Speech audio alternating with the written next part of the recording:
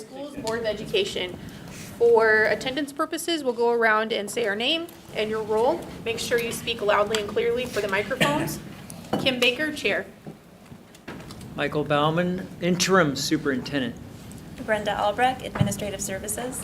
Carly Anderson, Board of Education. Terry Lynn, Board of Education. Michelle Humphrey, Executive Director, Student Services. Judy Kelleher, Board of Education. Emily McDonald, Assistant Superintendent. Bill Holmgren, Business Services. Thank you very much. I appreciate that. So we'll go ahead and get started with our agenda. We don't have a lot of topics on the agenda tonight, but some of them do require quite a bit of discussion or at least information for the board. So everyone should have 3 booklets in front of you. Bill will tell us where to start on that, and we'll go ahead and get started with the fiscal year 24 audit report. Yeah, we've been spending a lot of time putting this together the last month or so. I want to introduce my staff again. They're here tonight. I don't know if everybody's met. Jack Baker, he's our new controller. And then Jill Danley, she's been here for many years, actually. She's our, for how young she is, she's really our. And then we have Jackie Dulac. She's new with us over the last about 6 months, 7 months, whatever it is. So thank you for coming and thank you for the work that you've done. Tonight from Bergen KDV, we have Nancy. I always kill your last name, so I'm not going to try to kill it. It's Schultzenberg. Yeah. Schulzenberger, yeah. So Mary I'll did have, so they're our auditing firm, and I'll have her go through the information that we have for you this evening. And then here's the Thank you. Clicker. All right. Well, thank you for giving me some time to go over the results of our audit. You do have 3 booklets in front of you, but I put the highlights into a PowerPoint. We can find pages if the numbers get too small on the screen. Oh, I think I went the wrong way. There we go. So to start out, I want to talk about some of the letters that we issue as part of the audit, and the most important is going to be the independent auditor's report. And it is 3+ pages long, and you can find it in its entirety in the very front of the financial statements.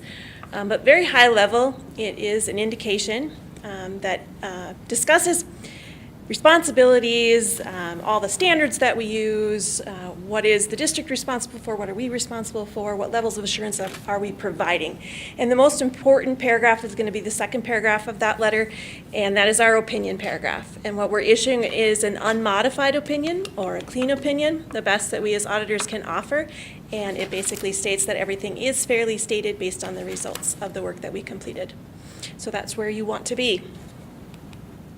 And then we have some other communication. So because you are a school district in the state of Minnesota, we as auditors are required to follow government auditing standards.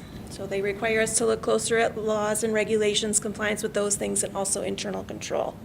And based on our work there, this year we did have 1 internal control finding. There was a material audit adjustment in the food service fund. You all know that the state changed the way things are handled, so all meals are paid by the state of Minnesota. So new this year, there is a receivable at year end, and that wasn't picked up until we came to do the audit. But we did adjust it, and at the end of the day, that statement is fairly stated. No instances of non-compliance related to those standards that we noted.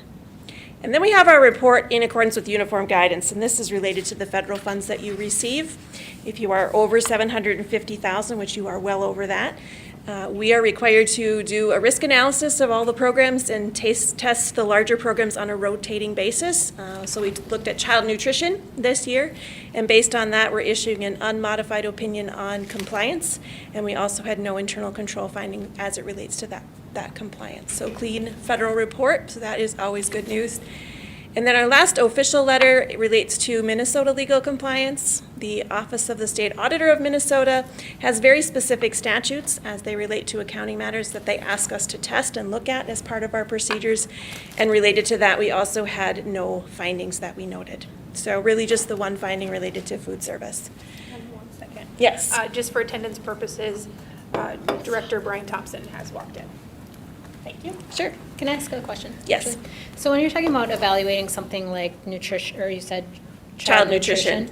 How, can you just give an example of how you would evaluate Sure. that? So the uniform guidance is very clear, and they issue a compliance supplement that's hundreds of pages long, and it includes each program that is common. So for child nutrition, there are 14 common compliance requirements. but they don't apply to all programs. So we test the ones that apply to child nutrition. So specifically, we look at activities allowed are appropriate, things happening in the child nutrition program. We look at the separation of the fund. So it's Fund 2, does that all seem appropriate? We test eligibility of participants, because there are some that are receiving free and reduced on a federal level in addition to the state amounts that come in. And then we also have some special tests. So we look at, is the appropriate amount being charged based on the fund balance in the fund? Is non-public being included in the process if they choose to be, things like that. So there are a lot of different things that we look at, which are different for each program. So you're looking at compliance with, let's say, standards as well Yes. as amount of spending as appropriate? We look at the amount of spending with the financial statement audit, and we look at compliance with the federal audit. Okay. So it's two different things. But we do look at things like, does the district compare budget to actual? Are things approved appropriately? Those types Okay. of things, yeah. Thank you. And the internal control that surrounds that compliance as well. So what processes and procedures are in place to make sure that the district is in compliance? Okay, thank you. Yeah, and everything looked very good in that area. And then we have a separate document that is titled the communication letter, and there are several pieces or sections to that letter. We have required communication that are things that our standards say that we put in writing to the governing board of the district. It would be our tool if we had any difficulties, anything significant that we uncovered. So you'll find the material audit adjustment in there. Talks about the risks that we look at as part of the audit. And if we had any disagreements, that would all be part of that. Nothing strays from our standard language in that area, and clean bill of health, if you will.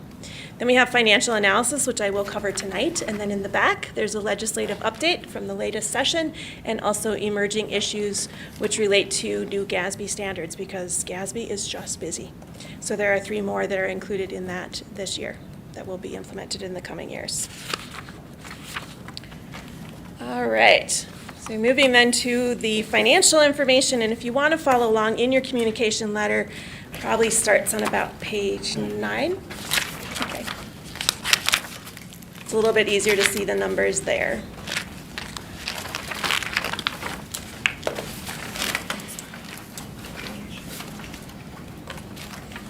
All right, so we have several slides to take a look at the components of the calculation of general education aid. This is the district's largest funding source, so it's important to understand what's going into that number. So starting with the formula allowance. If you look at the chart here, we go back 10 years and then we look forward to next year as well. 2024, you did receive 4%, which is the highest in all of the years that we're presenting here, and we're expecting back down to 2% based on the last session for 2025.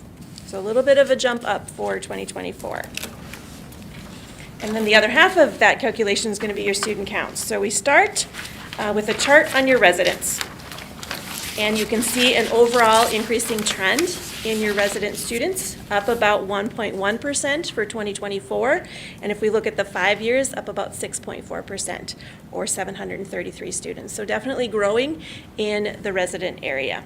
And you can see that highlighted even better on the graph. So we do charts and graphs, people see things differently. So this separates by grade level. So if you look at 2024, you can see increases in both your secondary and your elementary categories, and a decrease in your kindergarten, which you have seen for each of the last 2 years in that kindergarten level. But other categories going up and overall increasing. I have a question, and I think it's for Bill. Are we still getting less kindergartners than we're graduating seniors? Yes, but we have to remember, when we get to the 9th grade, we have students that come in that are in parochial schools, so the number goes up. So it's very natural for our secondaries to have higher class sizes than our elementaries. Okay. Yeah, because We know we have 900 here, that, you know, that our secondaries are in the 980s, 990s. Okay, thank you. non-public students are not included in that resident number. They're just not counted until they are attending. Yeah, a little bit different than people going elsewhere to other public districts. So then we take those residents, weight them by grade level, and then also factor in open enrollment, and that's what you see here. So the weighting factors are on the top, and then the activity below that. So you can see that increase in your residents. And then you have, since we look at this chart, have been experiencing a loss to open enrollment, and that loss has increased. Last year it was a net loss of 169. This year was a net loss of 228. But because of the strong growth in your residents, your overall students served, the number that you are paid, general education aid on did increase about 0.6% for the year, up about 78 weighted ADMs. Does that oh, go ahead, Brian. No, go ahead, I'm just looking. I was just gonna ask, does that decrease have to do with us limiting open enrollment, or is it just a random? It's just people choosing to go somewhere else and come here.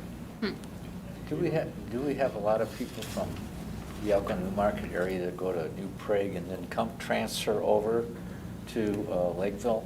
I guess we've never, The secondary? we haven't really looked hard at, if the students in the secondary, if they've come from the Elko New Market area where they weren't actually in elementary. But we do know there's several students that they open enroll out of our district in the New Market area. I think we're at just our elementary, over 70 students, right?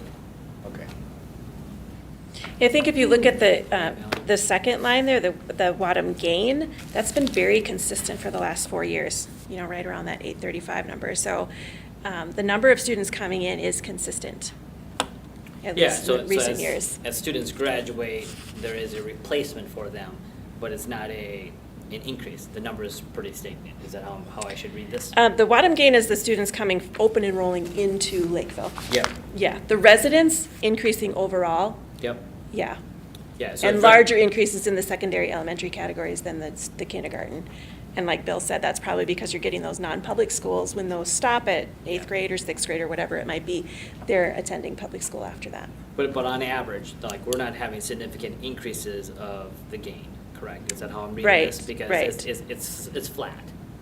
So those that graduate, those that come in, like, however many that are open enrolling outside of our district hasn't increased over the past 4 years. It has. It went from 793 students back in 2020 to 1,064.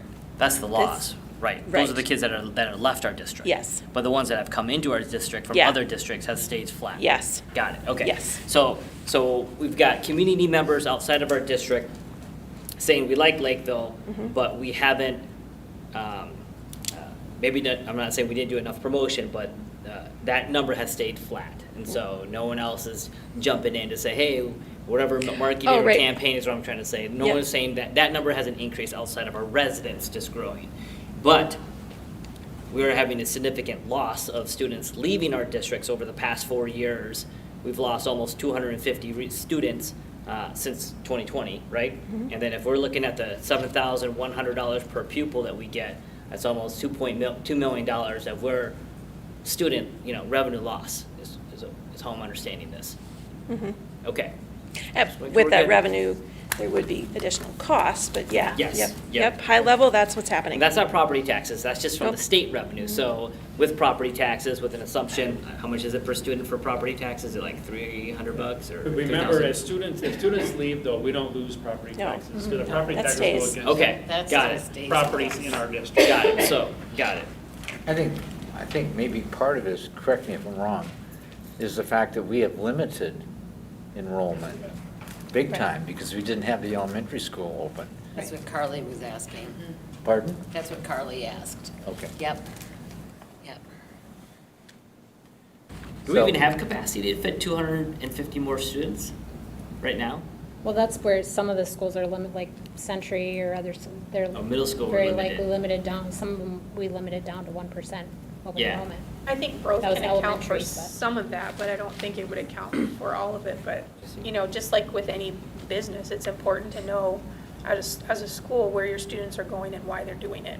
Because then that also shapes like what we're doing as a district and how we are providing services for our students. I think it's Well, important. does this include, this does include like online, the online academy? So Or that's somewhere K-12. where we have, I think there have been others that have shut down or closed, and so that's an opportunity, like Brian is saying, to sell something that would be, That we can scale and have more revenue come in. Yeah. And feed that into our local on-site classes. Good point. Interesting. Okay. All right, let's dig into actual numbers. So this chart shows you sources of revenue. Here, like your student counts, your revenues have been increasing steadily since 2020. up about 13% for 2024. A lot going on in the categories. So on the top, the skinniest portion there is your federal sources. Decreased about $1.5 million, just relating to the falling off of those COVID funds. You can see that 2021 was your largest federal year, scaling back the subsequent years. The next line, skinny line down there, is going to be the other category. That was up about $1.2 million. Primarily, biggest driver is the change in investment earnings. So a different market condition at the end of this year versus the end of last year. Right below that, the largest portion, 68% of your total revenues are your state sources.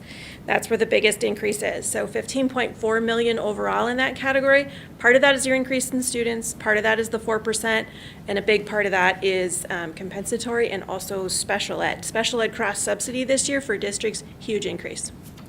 So nice to see that coming back so that you're actually getting the money to serve the students who need it most.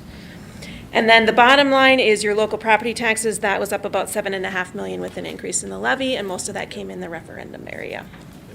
We're still like 8 million short on special education, is that right? At least. Probably so. I'm not sure on the number. Yeah, I'd say it's pretty close to 8 million. We can get an exact number for you. I like the bump, but just to be clear that we still are not well-funded for Right, our special right. education. Well, and it's only for a year. Right. So here's a number that I think we all need to, like, ask ourselves, like, so looking at the previous page 11. Sure. Right?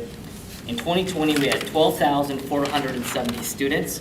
In 2024, we're projected about 13,000. Right, no, I'm sorry, that's dollars a month. I got the wrong.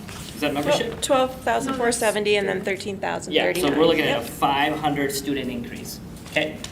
Go to page 12. I'm looking at how much we spent in 2020. $147 million, and in 2024, $199 million. So we are spending, I'm just looking at I don't have the answer, I'm just saying, that's a $50 million increase in that 4-year span. And I look at the number of kids that we're supporting, right? It's revenues, so it's a Revenue. little bit different than the expenditures. That's how much more you're bringing in. I And know. expenditures did increase sizably too. Right, But costs go up, salaries are up. But I mean, if we Everything. only added 500 students in the course of 4 years, and then we added $50 million to our budget in the course of 4 years. That's my observation. Okay. All right. Next slide takes a look at budget to actual. So when we look at this, you had anticipated about $2.4 million in an increase in fund balance when you did your original budget, well over a year ago. Modified that a little bit, increasing that to $2.8 million, outperformed that budget and increased the fund balance by $15.2 million. So a nice improvement for this year. When we look at the variance column on the far right, and take a look at your total revenues, those were over budget by $343,000. That's a 0.2% variance. So really good budgeting for what you had anticipated to come in. And when you look at the variances, other local and county, that's the investment earnings that are driving that variance. It's the biggest reason for that. It's hard to predict where that's going to be, especially after last year and where we landed. So that's something that we're seeing across the board. And then your state sources under budget related to enrollment being less than what you had anticipated in the budget. But again, very close overall. Expenditures, about 9.9 under budget, about 5.0%. A lot of that has to do with the way the settlement happened. So light on the front end, backloaded, so those increases are coming later, not affecting 2024. So that's what you see in like the regular instruction, instructional support, some of that. Actually, vocational instruction and special education. The instructional support services was some curriculum that wasn't purchased, that was postponed. And you'll see some assigned fund balances for those amounts when we get to the fund balance chart.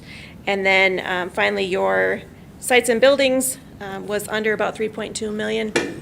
Really mild winter, so less snow plowing, less utilities, less staff time that you would have had overtime, those things driving that variance there. So overall, 12.4 million positive variance to the budget, so that is good to see. Especially after the last couple of years, it's nice to have the surplus.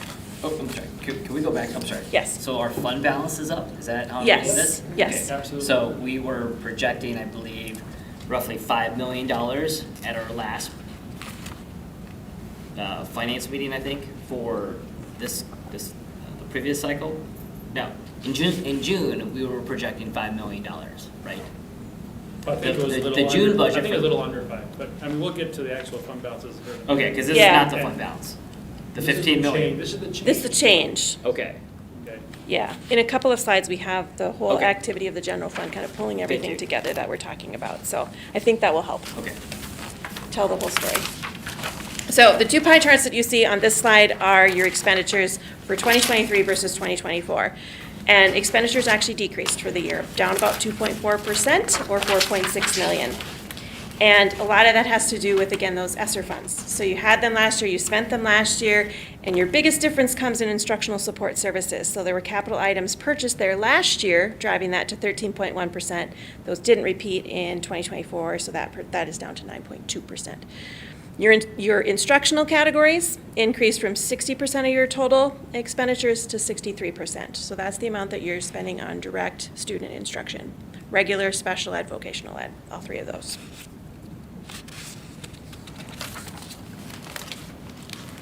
And then we have a line graph that shows you operations and cash balances for the last 5 years. And I think a little bit of a whirlwind here, and you can see the low point that you experienced in 2023 with a nice rebound in 2024.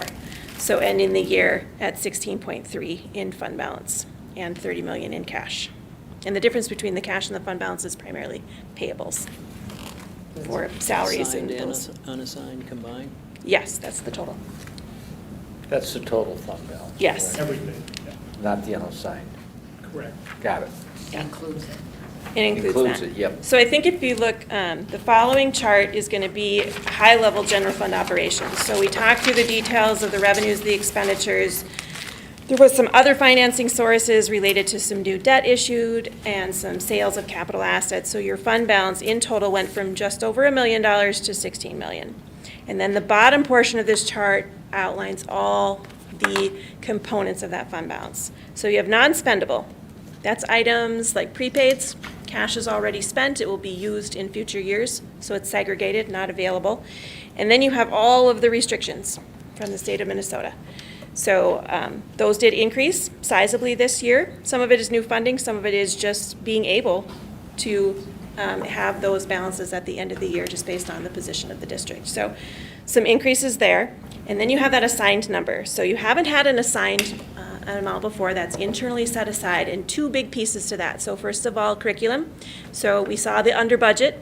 So that has been set aside in a separate fund balance, and then also contract settlements. It makes up the rest of it. So you know you're going to spend those things. You've already committed to that. So we've set it aside. And then the unassigned number, nice increase from 1.2 million to 6.9. That's 3.7% of your expenditures based on 2024. Your fund balance policy outlines a minimum of 5. So you're headed in the right direction, but not quite there. So a good picture, Nice. but still some work to do. That's nice. So that 3.6 is, you said curriculum and then still contract settlement type things? Yes, Okay. yes, because the contract was backloaded. Yep, So so it was planning for after that. July- Yep, Mhm. after the end of. Yeah, right, exactly. So planning for the future and knowing that money is already committed. Spent, yeah. That's good news. Yeah. And then we have one more chart that takes a look at the fund balance in a little bit different way, and this gives us the ability to compare Lakeville to other districts across the state of Minnesota. So it's unrestricted fund balance as a percentage of unrestricted expenditures. So it's not the 3.7%, because we've included the assigned and the non-spendable in this category. And we've also factored out all of those restricted expenditures. So anything that was spent for long-term facility maintenance, operating capital, any of those factored out. So you're at 6.9. Again, up nicely from the 1.1, which is getting very close to 0, but still sitting below. What we did was take the 20 largest metro districts to compare to, but still below that. Gosh, they're all, Significantly below. yes. I mean, not just below, I mean, you're looking at 6.9 comparable to like 17%. Yeah, and it's hard because we don't know what's all in that number, because there could be big assignments that, districts have for things. They could be prepaying for things. It could be in the But if you're non-spendable. averaging the 20 largest metro school Mhm. districts, I think it would take that into account. You know what I mean? Like, if there are some that are leveraging that, yeah, but I mean, you've got 19 other school districts that might not be doing that, so I think it just shows how far we need to go still. Right. Did this 6.9 number, does that account for our student enrollment money we have to give back or whatever? Wasn't it a large chunk of money that has to go It's back? like 2 million, I Oh, think, right? that- Yes, that money is sitting in this fund balance, yes. But that's assigned. Yes.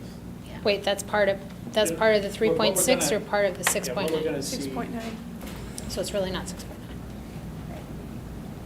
Is that right? The This- 6.9 includes our unrestricted fund balance, what we just talked about. It also is the money we've set aside for the back-end loaded contract and all the curriculum that we didn't buy in the previous year that we will be paying. So it includes all of that, plus all our prepays, okay? But it doesn't include, I think what you're asking is money that we have to give back to the state.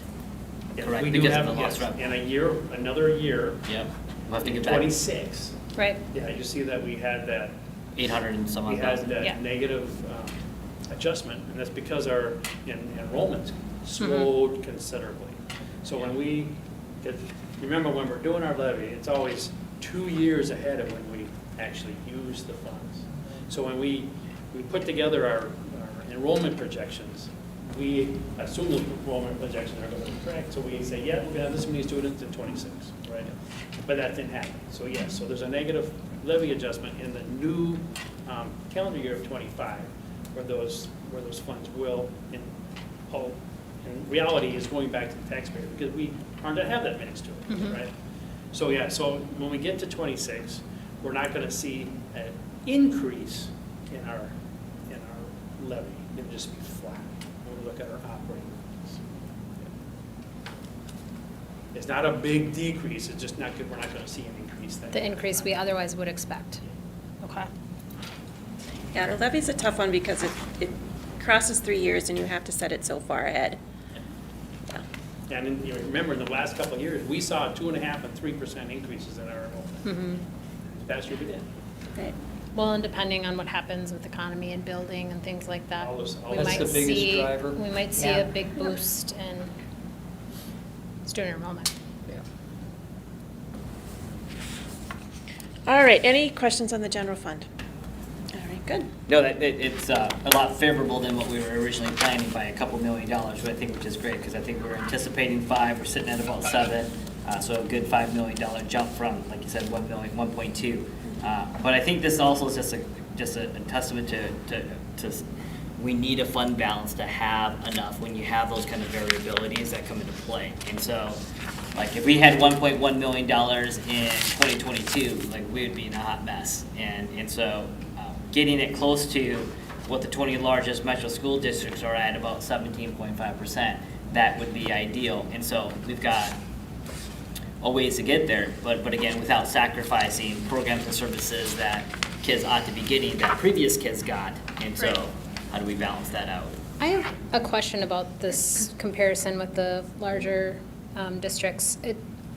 I thought that it's usually the smaller districts that have a much higher surplus because Yeah. they're dealing with much smaller budgets and things like Right. that. Like, And so they need a larger percentage just to maintain, and if there was an emergency, Right. they'd need that fund balance. And really small districts have about 50%. And their policies might be 30-some%. So I'm just thinking back to a few years ago when we were at 12%. People on the board can speak to that. And there was kind of a purposeful spend down. And so does that just have to do, I guess I'm wondering, is it not a good thing to really be having that?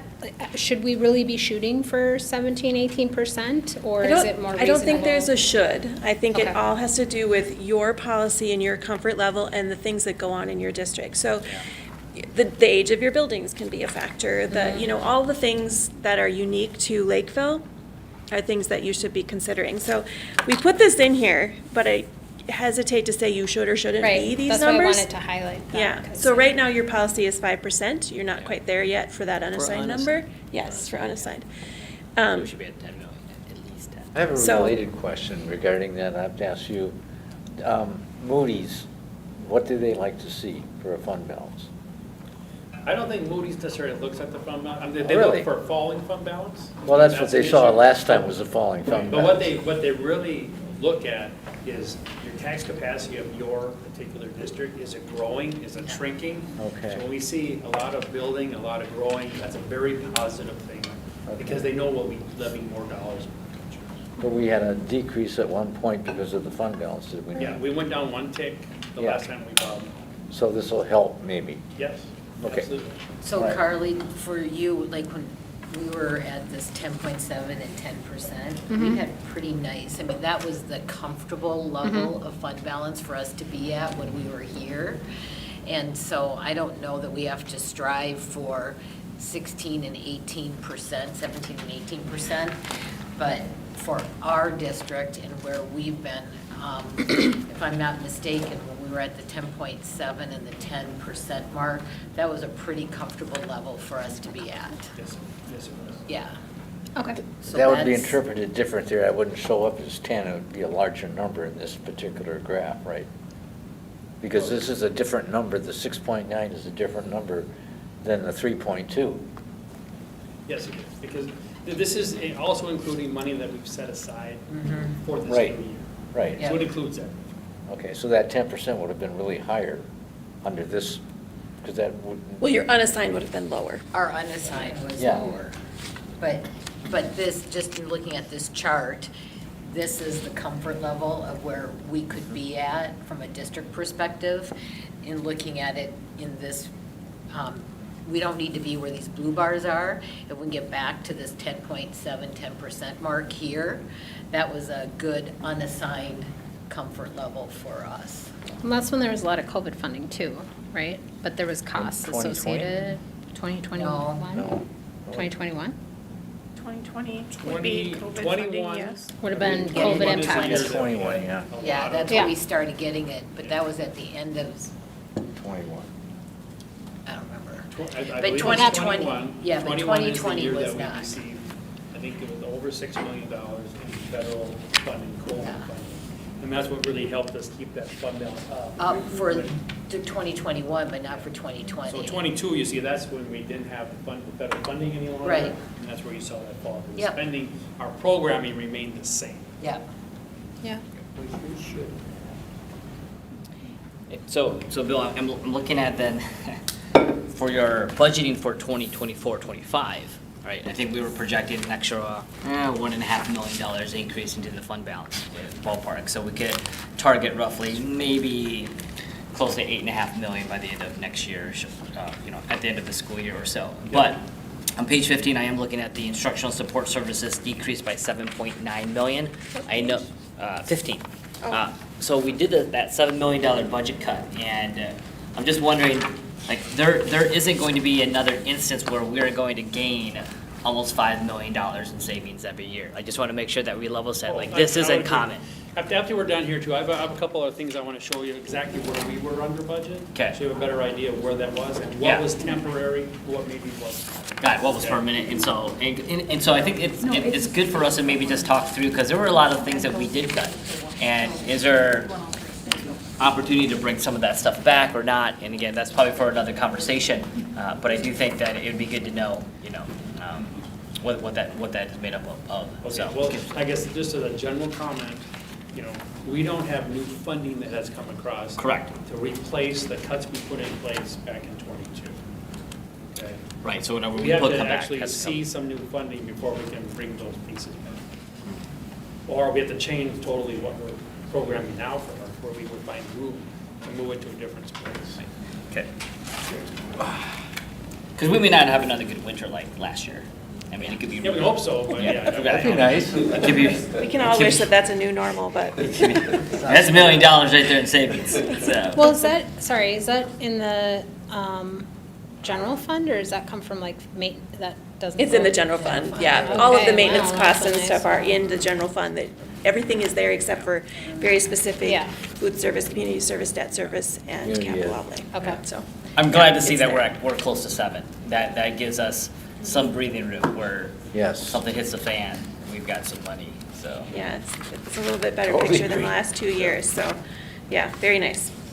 All right, then the last two slides I have, take a look at your special revenue funds. First of all, food service. So very significant increase in your revenues with the money that came from the state of Minnesota. You did have all those free meals, plus you had increased participation along with that. Expenditures were also up related to food for inflationary increases and also the increased meals. And then also some capital items there.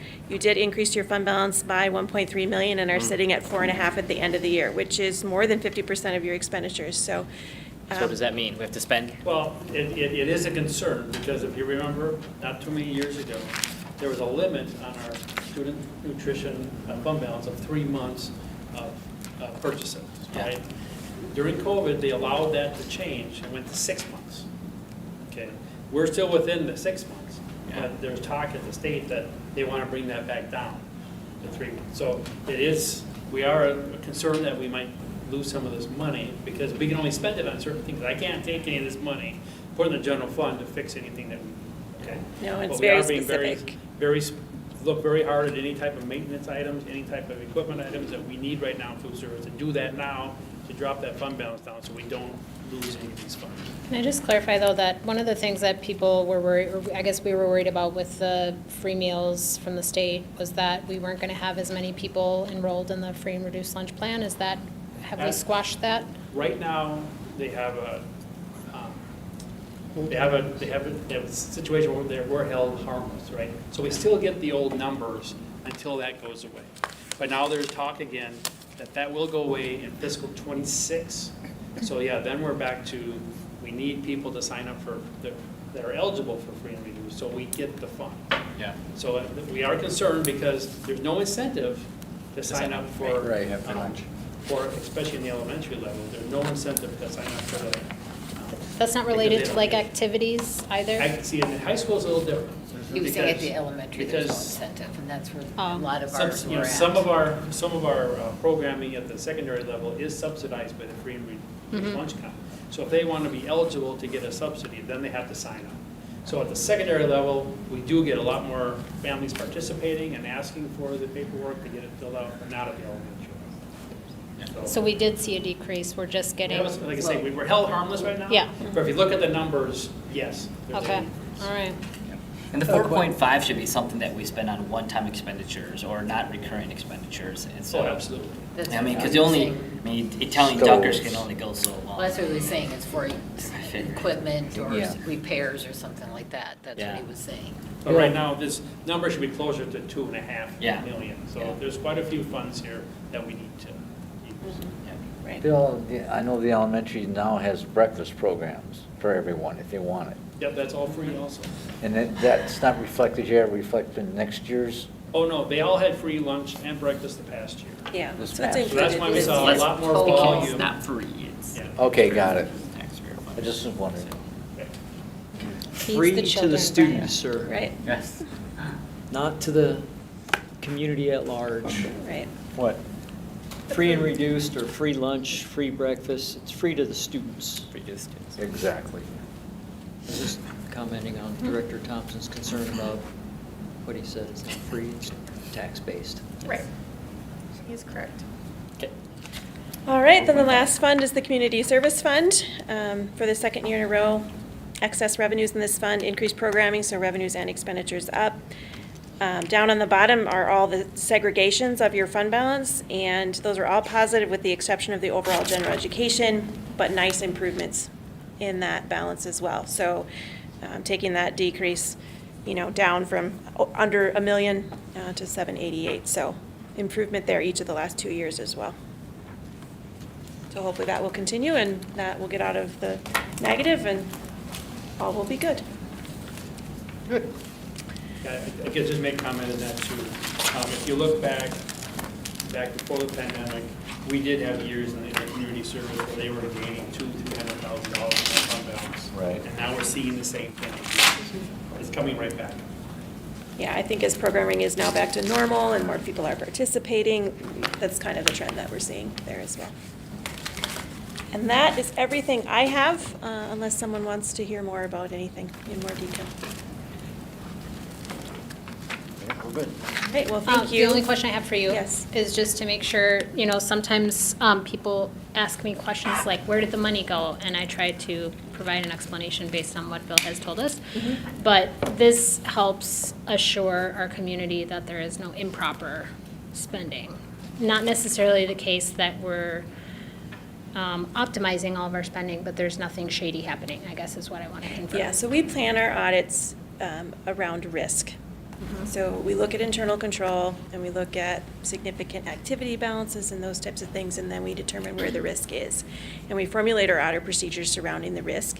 We're not providing assurance that there isn't anything going on. We're giving reasonable assurance. It's a high level, but it's not absolute. So I can't sit here and say absolutely no, there's not.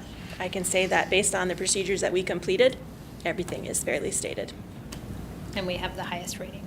Yes. Okay, thank you. That was a very clear presentation, thank you. Oh, you're welcome.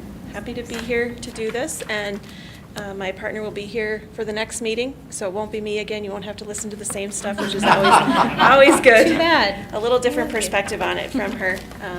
But yeah, so before I go, I want to thank Bill, the team. Audit went very well. I think we're wrapped up. We're so close to actually being ready to issue that ACFR, which is a huge undertaking. And we have all the pieces, so final reviews, and we'll be ready to go. Thank you very much. Thank you. Thank you. Yeah, thank you.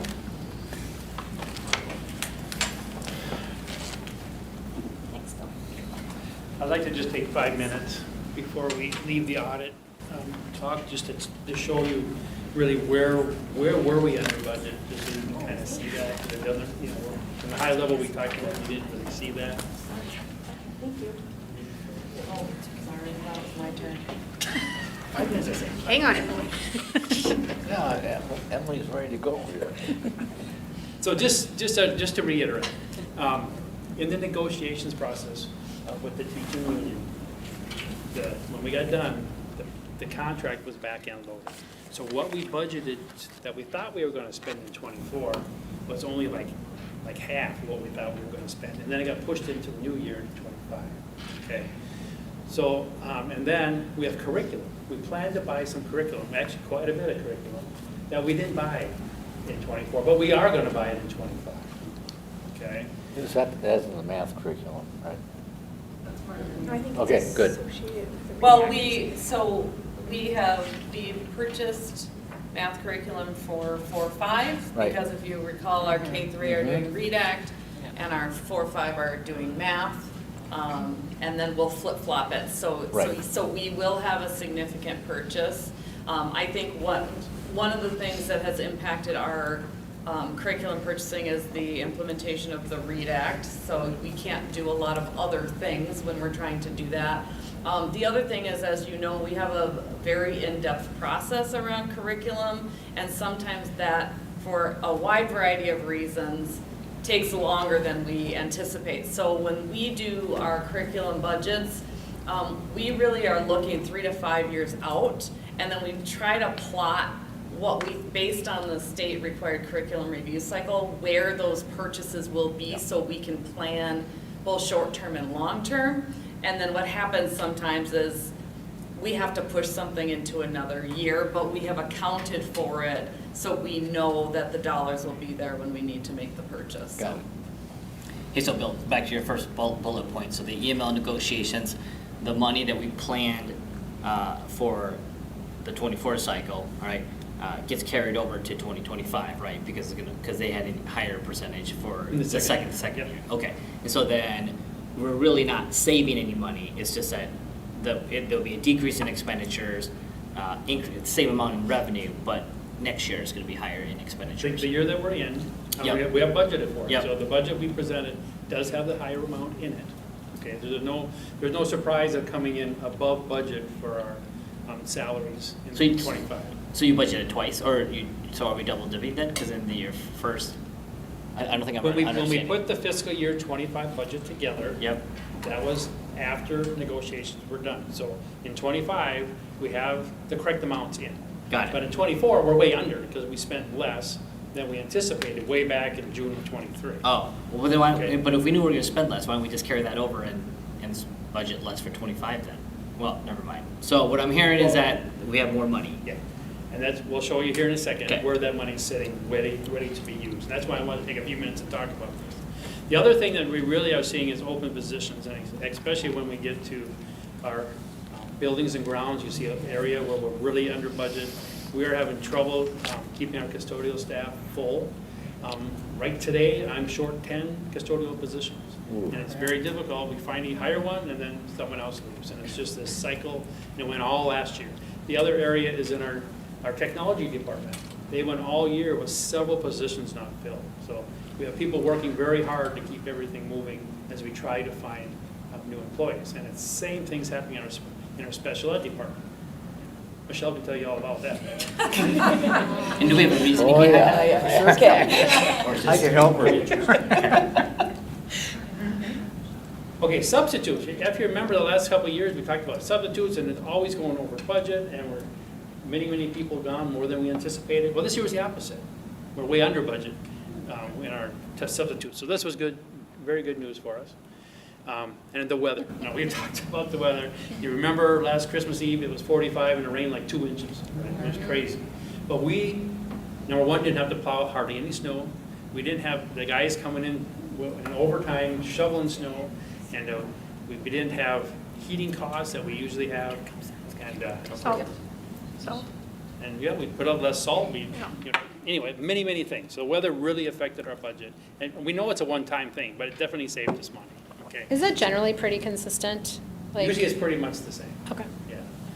So just to give you some better ideas on what those numbers mean. So in the EML contract, it was a change of about $4.2 million, not spent in '24, but will be spent in '25. Our curriculum that's been gone to a subsequent year is at $1.8 million. Now, our open positions in technology is about $600,000 this last year.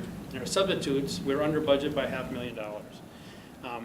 And our unused overtime, $400,000. I mean, these are big numbers that we're not going to see every year, but it certainly helped us, put us in a much healthier financial position this past year. So again, under open positions in the buildings, those are custodial. Utilities, which is mainly our electric cost, almost $1 million under budget. $500,000 in heating fuel, and you see $300,000 there. We didn't plow snow. So that's $10 million that were under budget. So that's why you're seeing these big changes. But, I mean, but it's a little bit misleading because we didn't save 10 million, let me rephrase that. We saved 10 million in the budget, but 5 million is being transferred over to 2025, right? So when we look at our We actually fund saved balance, 5 total. when you look at our fund balances, you see that the assigned, now that's something we haven't used for a while because we haven't had money to be assigned for something else. So that that $3.6 million, that's set aside for the funds now that we need to spend on EML. It's the funds that we need to spend on the curriculum. So it's been set aside. So it's not something that's going to hit our '25 budget. It's been set aside to take care of that. Isn't it 5 million? I'm confused.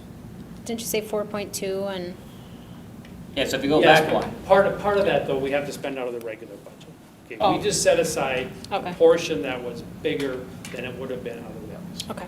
so if you go back to the previous slide, the one-time expenditures that don't have to carry over for extra costs is going to be everything from technology down. Because open positions, we saved that, so we don't have to like pay them back. The only thing that will carry over are the top 2, correct? Correct. Okay, so And- that's and about that's 5 why- million-ish. And that's why you see here, Yeah. About 6. that's why you see here, there's $3.6 million set aside Yeah. for those purposes. But then what do we make up the other 1.2 then? Or 1.4?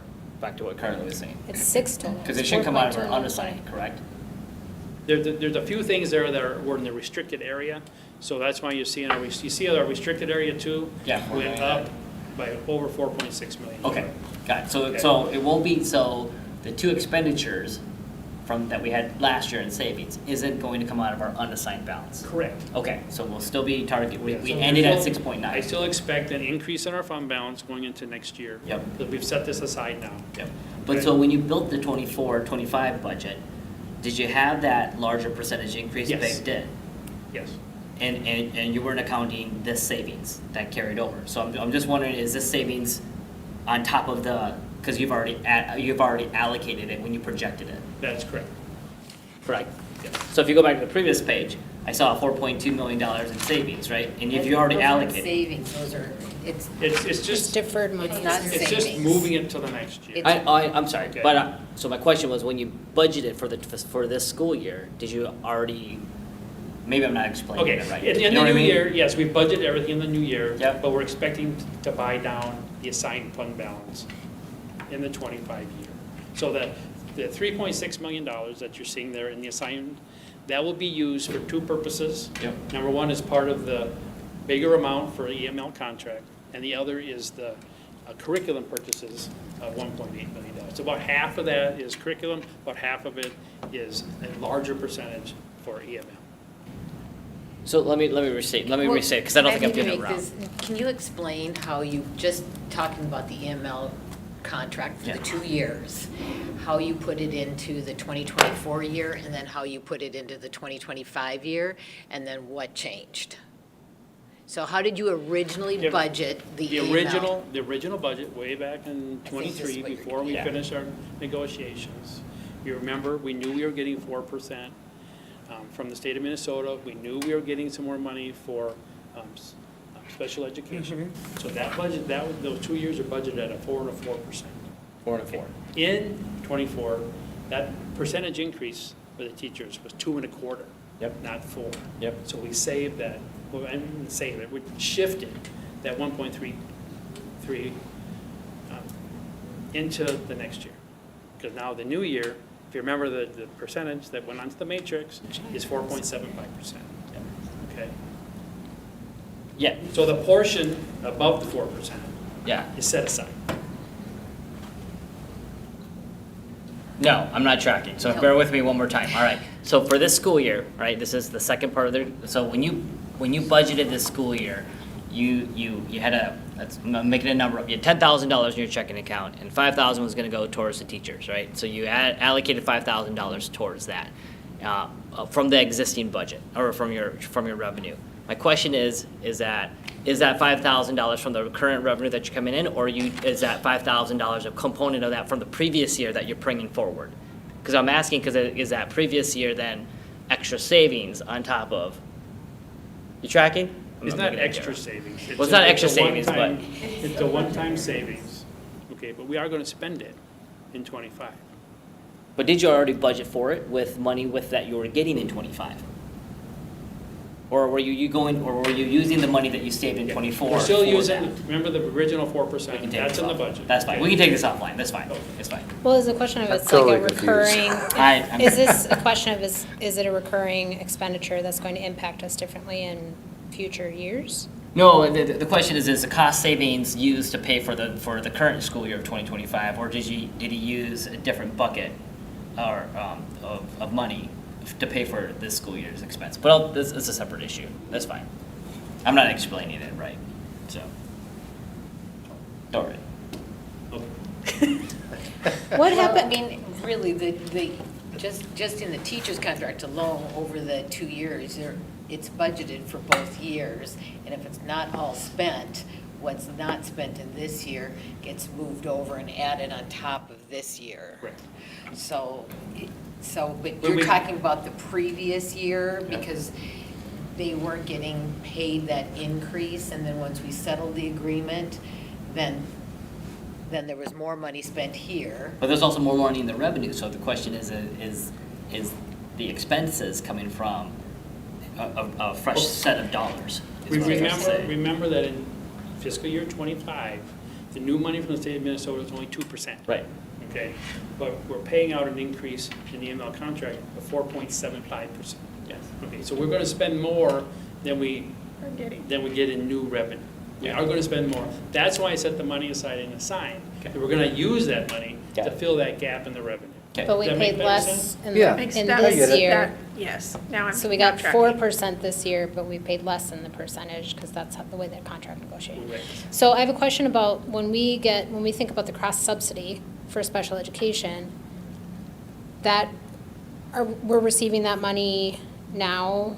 Like, I guess I'm wondering, that was 6 million, About she's $6 million. additional. It's a tiny, because we have less students than we thought, it's actually a little under $6 million Okay. now. But it's still, it's a considerable new piece of revenue for the district. Which places relief on your gen ed fund, if you budget cycle to cycle? Even though the cross subsidy doesn't cover the Right, actual cost. which we cover from the gen ed fund, right? Yes. Correct. It's just less gen ed coverage than you would have otherwise had to do. So we don't see a huge, like, is that contributing to some of this increase? Or like, it also feels like it's not as much of an increase as we should feel. But you have to remember that when you look at our budget at almost 200 million, 6 million isn't a big number. It's very Yeah. helpful, Mhm. but when we look at the volume of our budgets, that's actually a relatively small number. Okay. The more we talk, the more I get confused. I was just I'm wondering, you're just gonna double go dipping, with what that's you all. say. And you're not, No, there's no so, double dipping. okay. Okay. Okay, what do we got? Nope, the wrong way again, sorry. Thanks, Bill. So, I just, we talked about other fund balances with Nancy, but here's all of them. So I just want, you can see the changes. The first four, of course, are the general fund. We did see a, $800,000 increase in our student nutrition. We saw a $300,000 increase in community ed, which is terrific. Our building fund shows a decrease there of 2.2. The only reason that is that way is as we finished up the new building, we spent some funds a little earlier than we anticipated finishing up that building. So the funds were all there to pay for the building, but we spent that a little sooner than anticipated. Debt service, actually a little bit of an increase in that fund balance. And I think it's important to see where we are with our internal service fund too. We had anticipated gaining about $1 million in our health insurance account, and we didn't quite get that much. You'll see that we went from 7.6 to 7.2. This past year is the first year that we actually used a little of that fund balance to help subsidize the premium amounts. So you see that affected us a little bit. But we're very, very healthy fund balance when it comes to the health insurance. And it's been a great change from where it was 4 or 5 years ago when we started. We started with self-insurance. Yeah, I was really happy to see that number. Yeah, it's gone well. Yep. So I didn't want to create more confusion, so I don't know if I helped or not. But You helped. That's this is helpful. this is kind of where we're It was at. helpful. I'm good. It was helpful. Okay. He just You're wanted good. 5 more minutes. Is that what he told Yeah, you? 5 more minutes.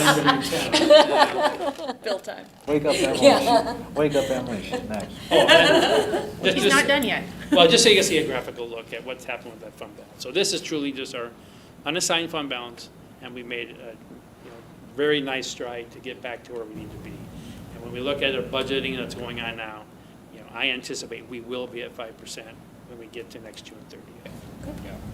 What is 1% in there? 1% is $2 million. Okay.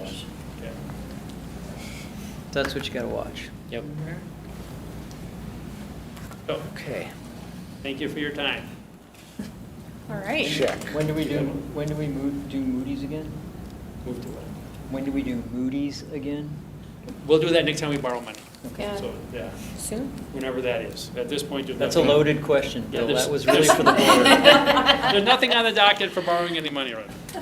I'm always interested in Moody's.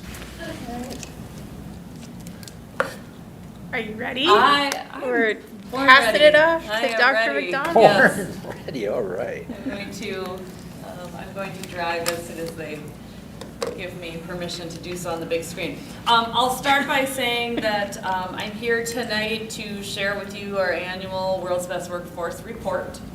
For those of you that have been here, all of you have been here for this report at least one time. If you recall, the World's Best Workforce was 2013 legislation, whereby the state required districts to create a World's Best Workforce plan that included goals in 5 areas. Those areas were basically kindergarten preparation, ensuring that all students are reading well by 3rd grade, that we are eliminating achievement disparities among groups, that our students were career and college ready, and our graduation rate. The intent of the state in developing the World's Best Workforce legislation was to have districts collect data basically on sort of the entrance to the system and the exit to the system. So how do we take these dipstick measures across a student's experience in the system to determine how we're doing and how we're meeting our goals?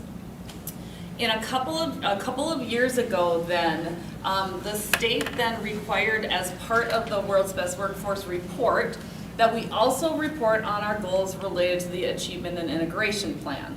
Part of that was for districts to think a little differently around alignment of these two things. So tonight what I'm going to share with you is I will share with you some disaggregated data, specifically reading, math, and science achievement data from the MCA, as well as our graduation percentage, also disaggregated by student groups. So that will be the part of the Achievement and Integration Plan that we'll talk about tonight.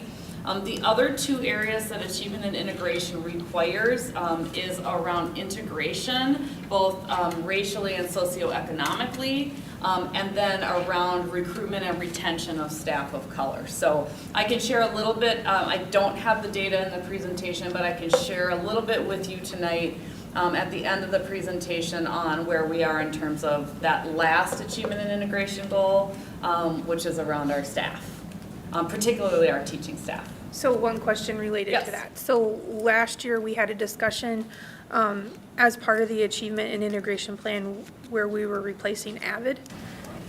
Is there anything about how that process is going, or do these numbers show like what we're doing now? You know, what we did there was we made a shift to our career and college specialists. We started with one. We found out that there was a lot more work than one person could do at two high schools.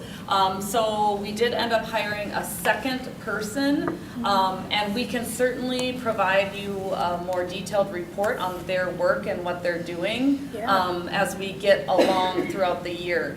We had some changes in staffing in that position. We obviously had some changes in staffing in our equity department as well.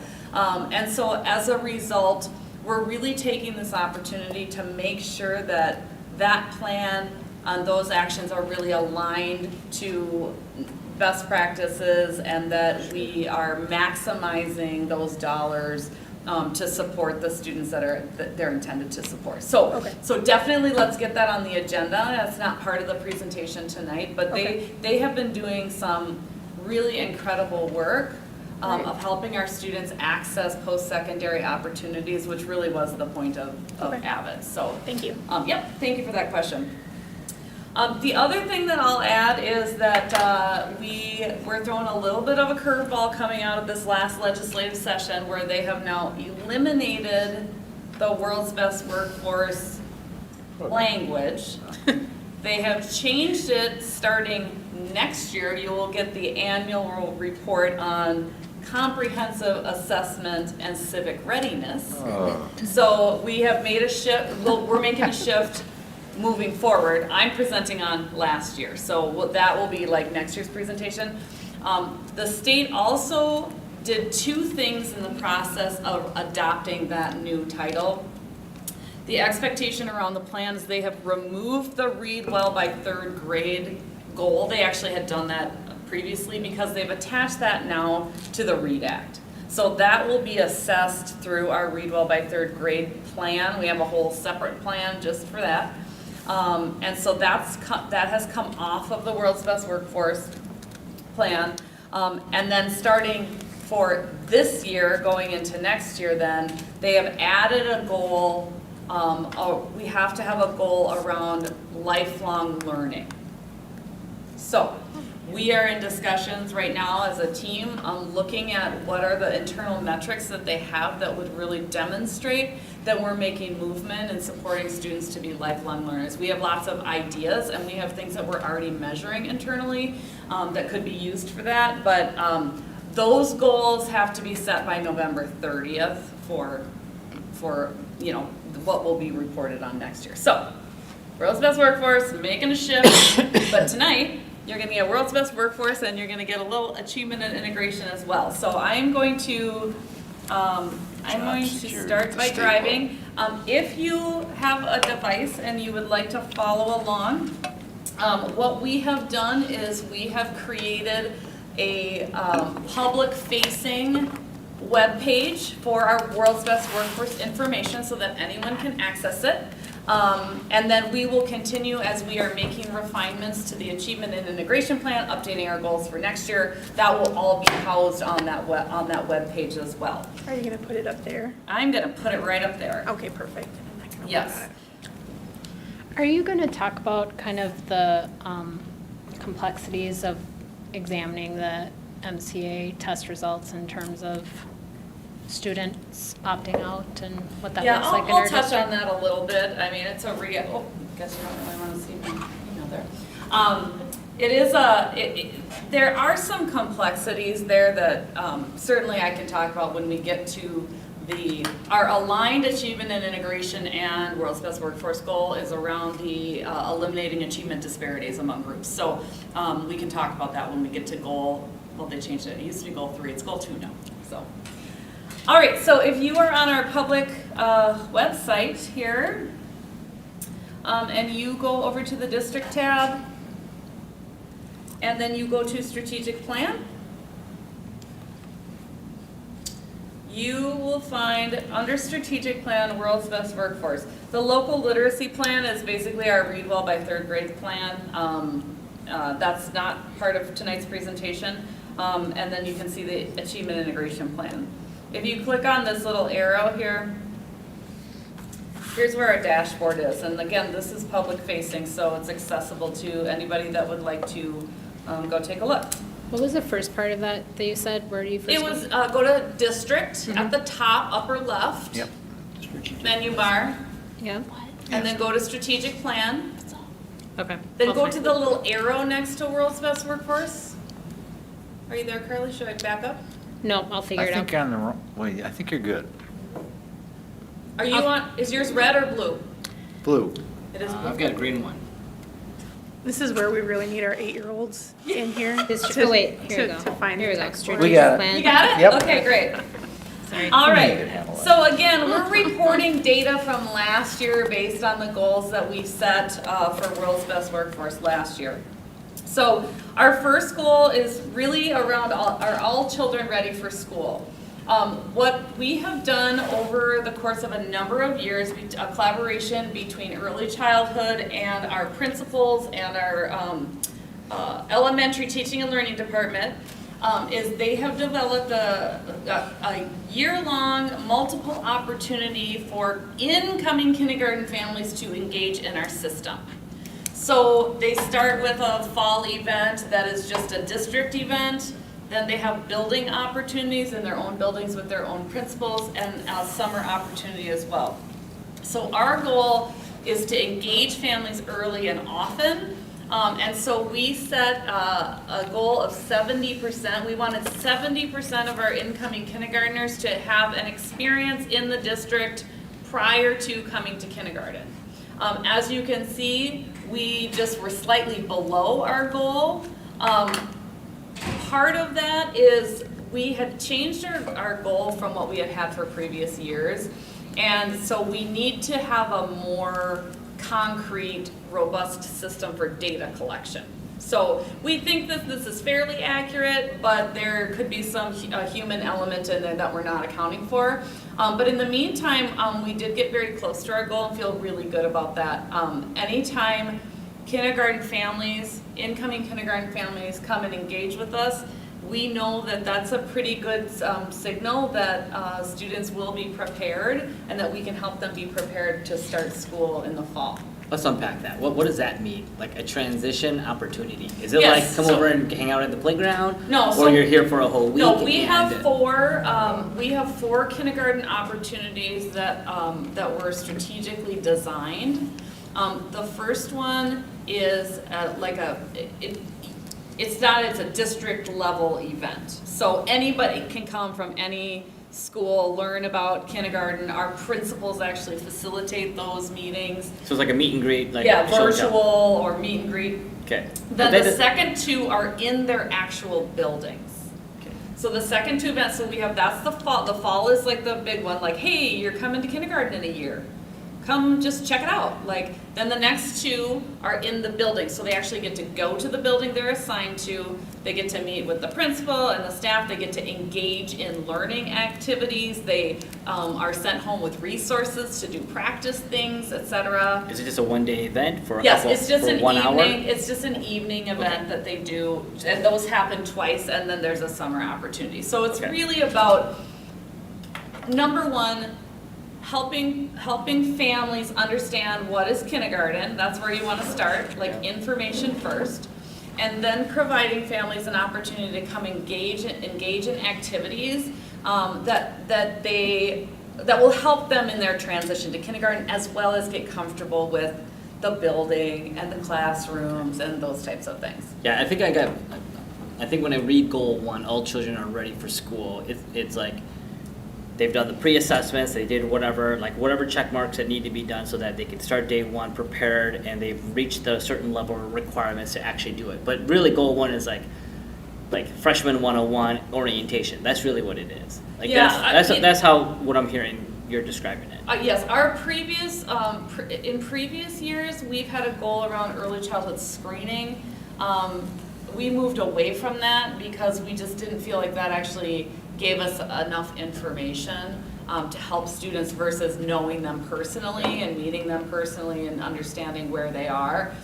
Those types of hard data assessments, those are done the week prior to school, actually 2 weeks prior during our assessment days, where teachers get to assess students and have the data, and then look at that data prior to school starting. At all So- grade levels, Right, yeah, yeah. including kindergarten. Yeah, and I get that. I just want to be mindful that the goal 1 is you just want kids to be able to see the school before they start school. Is that?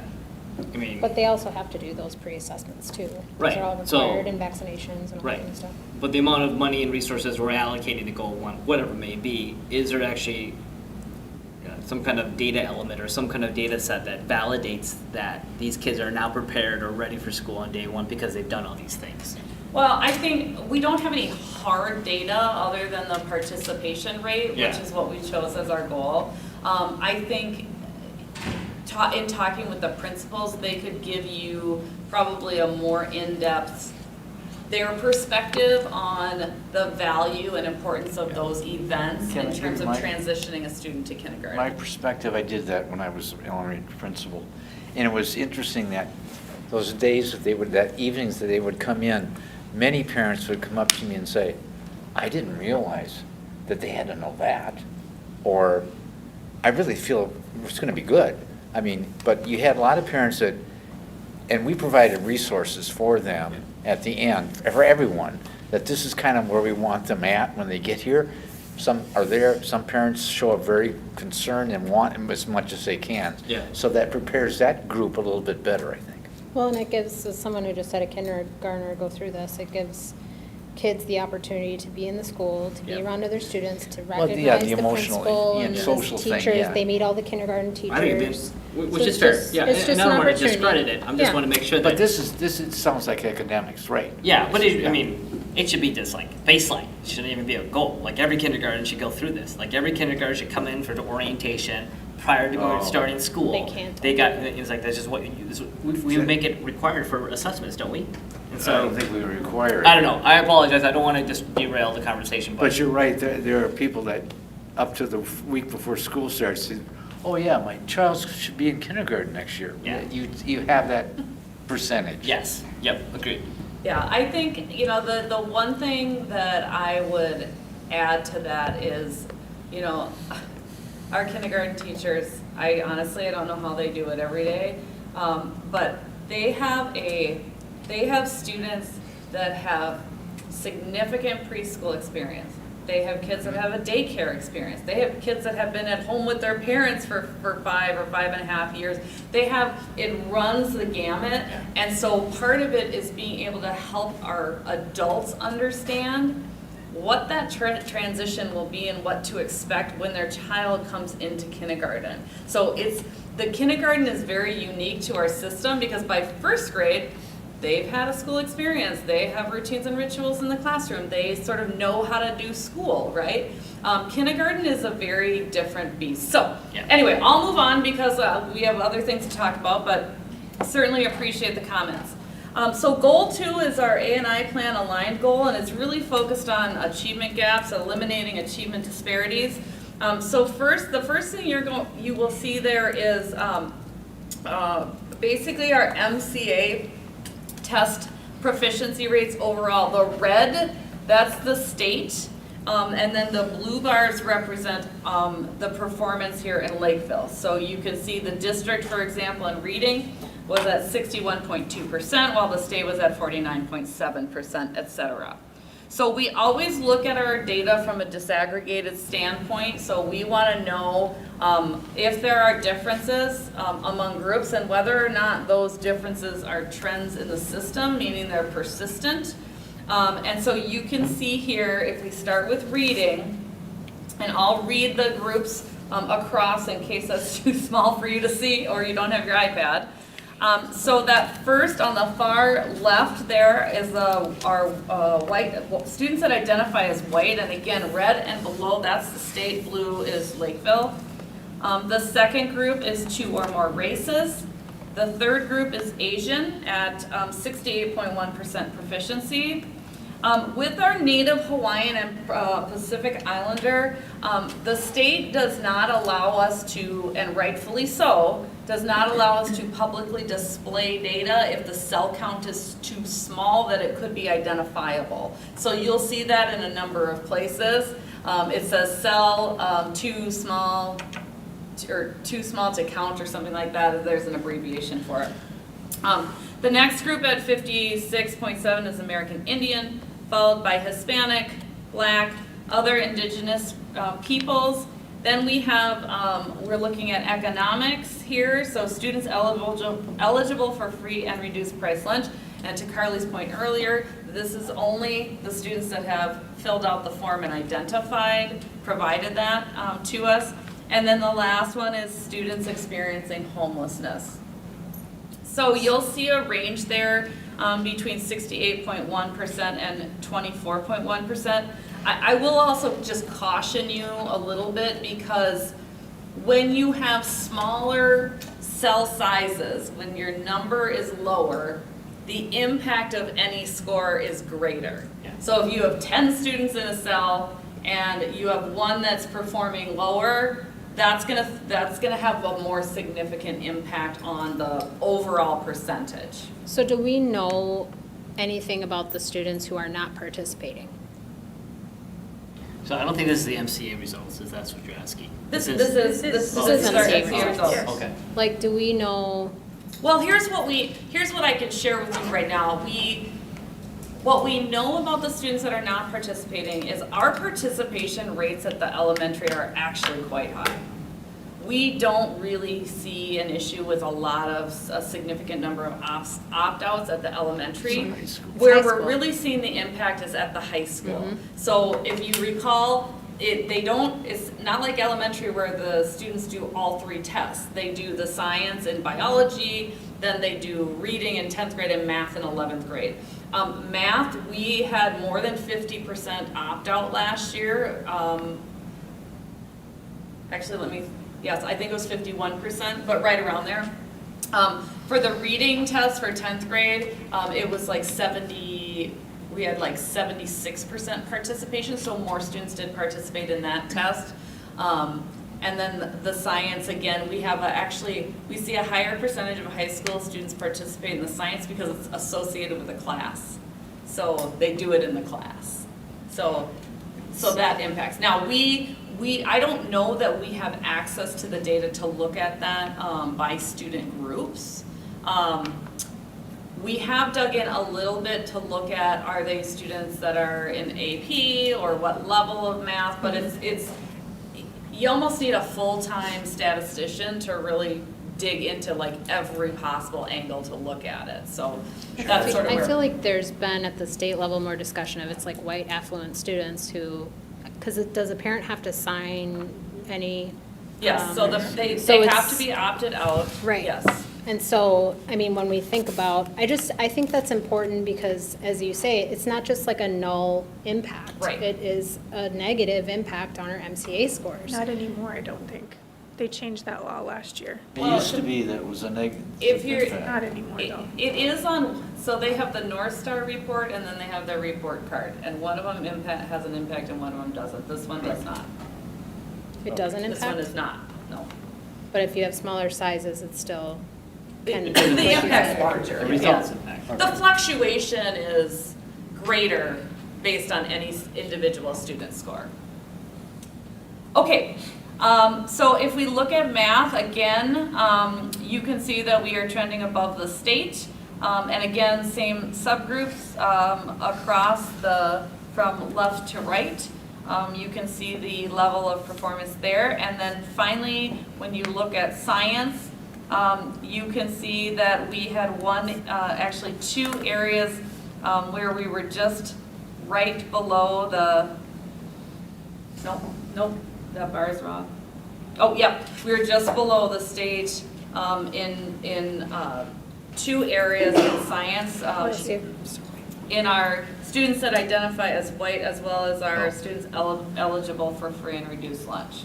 So, Can I provide just a little bit of clarity for Carly? So I did send this email to MDE last year asking this question. So my question was, to confirm my understanding, if 100 students took the test, if there are 100 students, 75 take the test, and assuming those 75 have met the valid test score definition, of those 75 people, the average Lakeville's math score is whatever that they display, and I think it's like 58% right now. So slightly above half of the 75 are meeting the state expectations. Is my understanding accurate? And so then Andy from MDA data and research analyst, whatever guy, he says your interpretation and conclusion below is correct. So if a person does not take the test, that their score is not part of this score. So whoever takes the test, their score is this score. correct. But that was just changed. That wasn't always the case. Yeah. Well, for So last year. So this was October of 2023. Correct. So whatever these metrics are, I'm assuming they're still the same. Yes. Okay. So if half the school doesn't take it, then it may not be a true reflection, is what I'm saying, of the score. Make sense? And then of those who do take it, they have to meet the test score validation requirement. And so if they start it and don't finish it, then it doesn't count. So there's some other nuances associated. But again, if students choose not to take the test, then it's not a true or accurate picture. But again, this is the same rule that applies to every district. Yeah. So it's not like saying we can't compare apples to apples. Well, every district has the exact same rule. Now, every district may have different philosophies of taking the test. Or Farmington could say, hey, we require all students to take this test at the district level or so. But whatever the variables are does apply to everybody. And so if you see other districts where they have higher test scores, either their test scores are higher or their participation counts are higher or they have less opt-outs for whatever Well, reason. that's where I would want to understand. Yeah. We have a high percentage of opt-outs, it sounds like, for math especially. Yeah. And it would be helpful to know, like, what is the makeup of that group? Because why do we have such low participation? Yeah, I mean, I think it's a valid question, and I don't have that level of, and we don't have a DAC right now because our person left. So, Yeah. but we'll dig into that a little bit more. I do think that just two things to note from what Brian was saying. The first one is that the state requires that we allow students to opt out. We cannot force students, if their parents want to opt them out, they tell us that. Number two, they made a change to statute a couple of years ago whereby we were required to provide opt-out information to families. So we're sort of advertising, to families in a way, not to take it. So I appreciate those comments because I do think those are things, it's hard because it feels like a little bit of a mixed message there if we want to have high levels of participation. So, but we'll look into that a little deeper. It's tough. Do you plan, Is this all you're gonna say about MCAs? I just have one comment about it. My comment is, my expectation would be that our scores are higher than the state average. They should always be, in my feeling.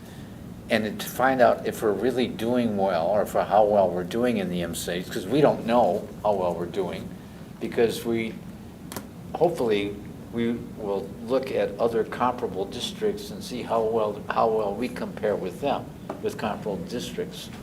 And I do that every year. And, you can see where some districts do better than that. But anyway, it would give a better picture of where we sit compared to comparable districts. If the district looks at that, and they might say, oh, we got a red flag here, we need to work on this, or we're really doing well here, we should be advertising that. Well, I think Do we what do that? I think what we have to be careful of doing is this is just one measure of student achievement. Right. We have a lot of other measures, and we have to take them all into consideration, because Totally my agree, but understanding this is is. the public measure that the public, I understand, but I think the message that we have to share with them is that this is just one measure. If we have a high level of kids that aren't participating because they're taking AP classes, because they know the AP tests matter. and I would This- assume that would be the same in second- comparable But the districts. secondary, Yeah, I well, would agree. but we also have we have a very high level of number of APs and number of Yep. students that participate. Not all districts have the high level of AP participation that we have. So Well, I'm we just have. saying comparable districts probably do, I would Yeah, think. so I There are can, very, sorry. But Go ahead, two so comments. that's, One, but that's my concern, is that we're just looking at this, and we have to know if kids aren't taking the AP class, or the AP kids aren't taking this, because they don't all know that this doesn't really, I mean, they know this doesn't necessarily impact them. there's no personal gain to taking an To- MCA. Well, Yes. there is, Where- well, and I'll share, so two aspects. One, you are right. I think, so two things. You are right as well, that there are other things, but two, there isn't any other universal program or application or testing right now that you can do comparable apples to apples besides MCA. So for now, that's the only universal one out there. Until there's more that's credible, then this is the only one that we can rely on. Two, we got to let parents know there are benefits if we're doing the MCA. So as an example, for a PSEO student, Charlie, he had to, I'm not supposed to say his name, sorry. My son, well, now you guys know, shoot. All right, but to do PSEO, they wanted to know his MCA score in math to make sure that he's eligible to take a PSEO class. And so there are added benefits to taking these exams, to making sure that they score well, because then he wouldn't have been able to do it as a sophomore. So I don't know what other reasons why MCA scores are relevant, but that is one instance. So as long as we let parents know there are benefits for that, then maybe they will encourage their kids to take those. And then the last comment I'll share is that you are right. We do offer a lot of AP classes, but how do we show the ACT scores historically as another benchmark to say, is that progressing or is that declining? And the sad thing is that if it's declining, we've already missed the ship. I mean, we can't, you got to go back 5-6 more years later to course correct that. And so we got to find the right incremental metrics along the way to monitor. But, So all right. that's what my point was going to be, Brian, is exactly that, is to share a full scope of communication around what these are. These are one benchmarks, how they benefit the child if they take them, and that parents need to be looking at all. Because if this is the only universal measure we have. It is, yeah. They have to, I mean, I know it is, but they have to know that there's other things that they should be looking at depending on what's important to you and what's important to your student. And beyond parents, I think parents have other measures that they get. Yeah. Elementary, the reading, what is that called now? That they, Fastbridge and stuff. the what? Fastbridge. Yeah, and there's some other ones too, but the parents know, because they get those reports annually on the different tests, including the MCA, so they have a better picture. The public does not, that doesn't have kids in school. Yeah. The 70% that doesn't have kids. don't I have think kids. it's important to note that this data is just disaggregated by race. And there are other things that impact someone's academic learning, such as a disability. So you could be looking at all of these groups across here, and there are kids in every one of these categories that have a disability. and they're receiving special education services within this district, which would be about 16% of our population, right?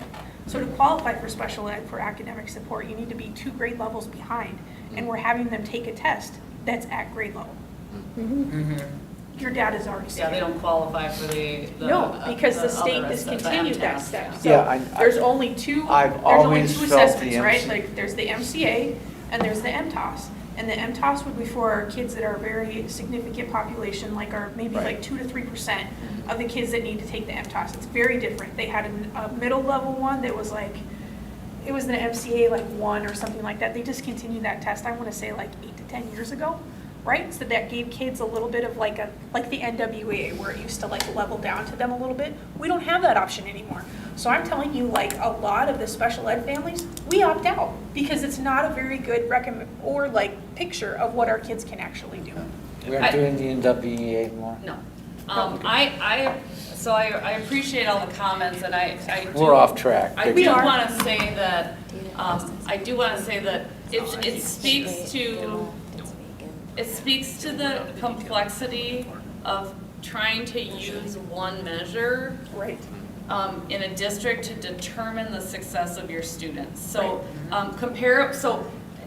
and this might be a little controversial, but the reality is that MCA tests were never intended to be to be used as to determine individual capability and performance of a student on its own.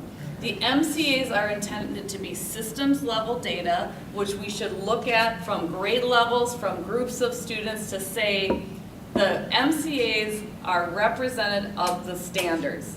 So when we see low numbers on MCAs, what that tells us is we need to do a better job of aligning the standards and teaching them to the level of expectation of MDE. Because a lot of times we're teaching the standards, but we're not maybe teaching it to the high enough level of rigor. So when they get to the test, they understand the concept, but they can't actually perform it to the degree that's being asked on the test. So, Because when I look at Wayzata, and I look at Minnetonka and Eden Prairie, they're at like 81% in math. And so, for the exact same test. But those are right, hard, so to comparable get districts. to speak to comparable that, Brian, districts. Well, kind of, not funding wise. Yeah. but to speak to that, so when I talk about systems Funding level, support or so AP. one of the things that we did at the elementary is we noted that Wayzata, at the elementary level, when we were starting our math review, this is what we looked at. We looked across systems and said, what, they're doing something that's different, so we want to go find out. So we went over there, we did site visits, we talked about their curriculum, we talked about their professional development. And so those are the kinds of things that can inform us so that we can then bring back to the system things that are working and implement them. And what I will say is, although the MCAs as standalone are certainly not where we want to be, we strive to do better. We have seen some slight incremental improvement in math over the past 2 years. Yes. So, and now we have a new math curriculum, so we've been taking some steps to do some implementation. Scared me. So we have different expectations. Now, it takes a little while to get things implemented and to see that on a score at the end of the day, but that's really how we want to be utilizing this information. So, you talked about ACT, so I'm going there next. Yeah, Our third goal stay on topic. around career and college readiness was around our ACT. What I will tell you is that our 11th grade students, so you see like some of our low scores in math and our opt-outs in math in particular we talked about quite in depth. Our ACT scores are extremely robust here. Minnesota, as a general rule, is at the top in terms of performance, but our students here in Lakeville have always performed extremely well on the ACT. You can see our goal there. You can see that we met our goal there. This is something that, and here's the other piece to note, that we have very, very high levels of participation in the ACT. There are some states where, and even some districts, that it's just an optional, like whoever wants to participate can participate. So we we have a day for students to do this during the day, to come in and participate in this. And so, we do see high levels of performance on the ACT. So that's another really good metric for us to determine whether or not they're career and college ready. And then the last one is that all students graduate from high school. Important to note, graduation data is always 1 year behind because they calculate graduation data based on a 4-year cohort. And so they have to wait until like sometimes kids finish in the summer or like in the early fall, and they count those into that cohort group. So that's why it's a year behind. We have a very strong graduation rate currently. We had a stretch goal there of 96%, which is very, very high. We did get to almost 94%, so 93.7%. If you look at in this chart here, this is the state of Minnesota averages, and then also broken down by student group, and then you can see our percentages across the board. Our students are graduating almost exclusively at higher rates than the state, and so that's good. We do have, as part of our goal, that no student group will be below 80%. And so that's something that we are constantly watching as well to make sure that we are hitting the mark for all of our students and our student groups. So the last thing that I want to show you is this is not part of our World's Best Workforce goal, but I don't know if you all are familiar with SLEDS. SLEDS is a database. It's sort of a collaborative effort between career college institutions and the state. And what it does is it tracks students basically for 4 years essentially through what would traditionally be a college experience. And then they provide us data specific to our students. So where do our students go? Are they graduating in 4 years? Did they go to the workforce? Did they go to a 2-year school? Did they go to a 4-year school? And so I know it's really hard to see. Maybe I can make it a little bit bigger here. Whoops. Ooh, I made it too big. But so this is the most recent data we have, because remember they're following them to like college graduation, which is 4 years out. So our 2020, this is representative of our 2021 graduates. So you can see that we have 17% of our graduates enter the workforce right after high school, after graduation. We had a very high percentage of those that chose to go to a post-secondary institution. We had a high percentage that start right away. So they go straight to school that next fall. We have, you can see, we have students that go to, the most common place our students go is to the University of Minnesota. That's not a surprise. That's actually been the trend for the past 4 years, I think. And interestingly, these schools have been the top schools for all 4 years that we have access to this data, with the exception of one. There was one that was different 1 year. But it's the University of Minnesota, Normandale, Mankato, University of St. Thomas, and Duluth. Those seem to be our most popular schools. Not Madison? I thought Madison was on the list. No, but, you know, Madison might have been the one that, let me just go. I think that was on the list at one point. Claire maybe. was. Oh, no, Eau Claire was 2018. Okay. So anyway, this gives you a sense of like, you know, where people are going. Are they going to 2-year, 4-year? Are they staying in Minnesota? A large portion of our students do stay in Minnesota, whether they choose a private or a public institution, or a 2-year or 4-year institution. And so that's interesting. And then you can see down below the other states. They don't tend to go too far. So you can see this is the general area where we see that's most common for our students to attend.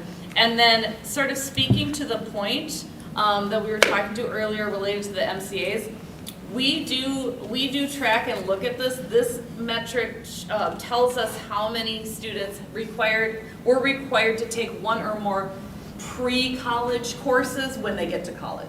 So oftentimes you have to take a test when you go in, they place you. If you have to take a pre-college class, it was down to 7%. And actually, this metric, this has decreased by about 50% in the past, from 2018 to 2021 from that group of students. So, so just another way for us to look at how are our students doing, and where are they going, and what are their experiences after they leave our system. I've always wanted to know that information. Is it possible for you to send that slide to me? Yes. It's on the website. It's on the website now, Terry, but I can send the Oh, slides to you. no, where's it on the website? Same. Same place. Oh, I'm It's under, sorry. it's at Yeah, the I'll get it. bottom I got of it. the World's Best Workforce. It's not Okay. it's not a requirement, it's just something that we do. Yeah, I've been asking for that for years. Well, it's very interesting because you have the kids that stayed in all the snow states and then the 16 that said, I'm out. I'm out. And went somewhere warm. Thank you. Yes. So that concludes my presentation.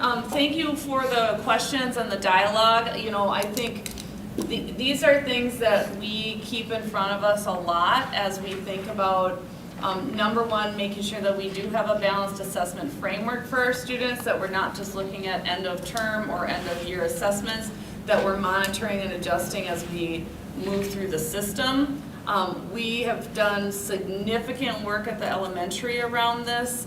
We have more work to do at our secondary, mostly because they're, number one, subject specific and content specific, but also because you don't have access to the same assessments that you maybe do at from a K-8 standpoint. So, so the secondary teams are having conversations around that, about how we can better monitor over the course of a year, besides just grades and besides, you know, at end of term summative assessments. So appreciate your time and your feedback tonight, and I think there's some great stuff happening, and there's, as always, there are some areas of improvement that, you know our teams, they're very committed to trying to figure out how to do better for each and every kid in the system to help them be successful. So Thank you so much. Appreciate Can I that. ask one quick additional question? I know like we have, the curriculum changes for reading and math. One of the concerns on there looks to be science, and I know you said sometimes it might be, it's just not the high level of rigor. Are there plans to So, look more so specifically we've at been in science? science review for a couple of years now. So we are coming up on a brand new MCA in science. So significant work has happened at both the elementary and secondary level.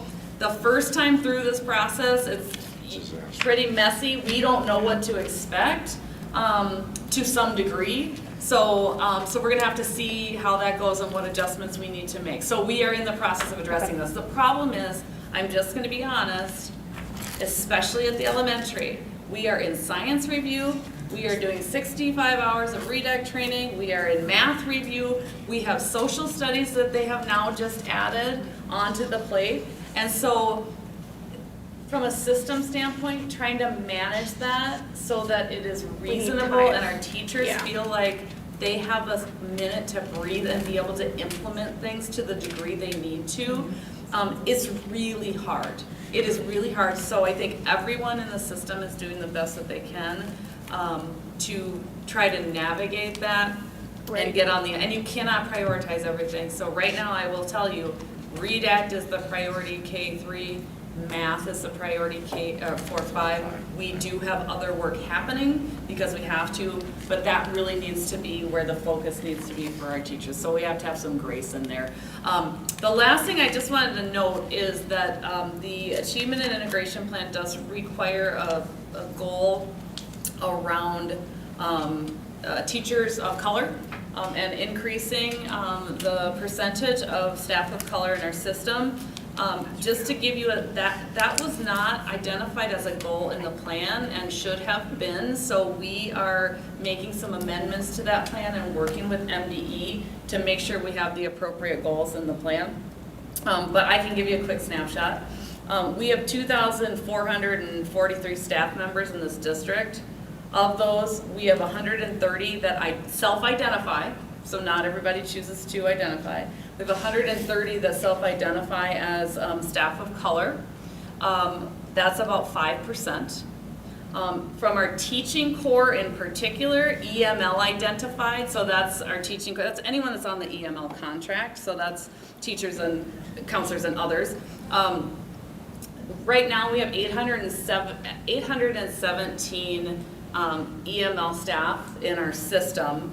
Of those staff, we have 12 that have self-identified as staff of color, which puts us just at about 1.4% in our teaching core. So And that's higher than it has that, been.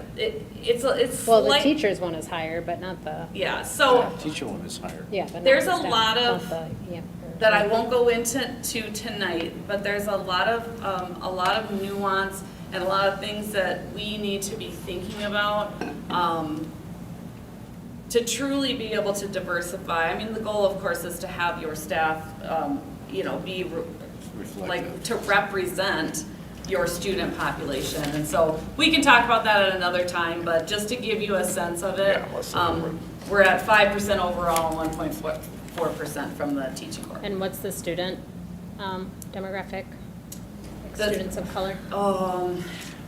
I don't have the updated number right in my head, but I think it's right around, I want to say 33% overall. That's a big gap. Yeah, I will double check that number, but I think it's right around 32. You'll find that gap in every school district. Not well. Thank you. Thank You you. will, Thank except you. for Minneapolis State Hall.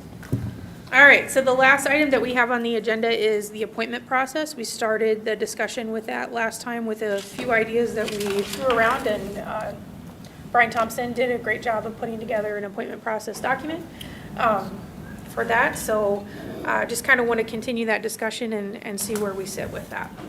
Does anybody want to start Well, I think we left it with you wanting to check.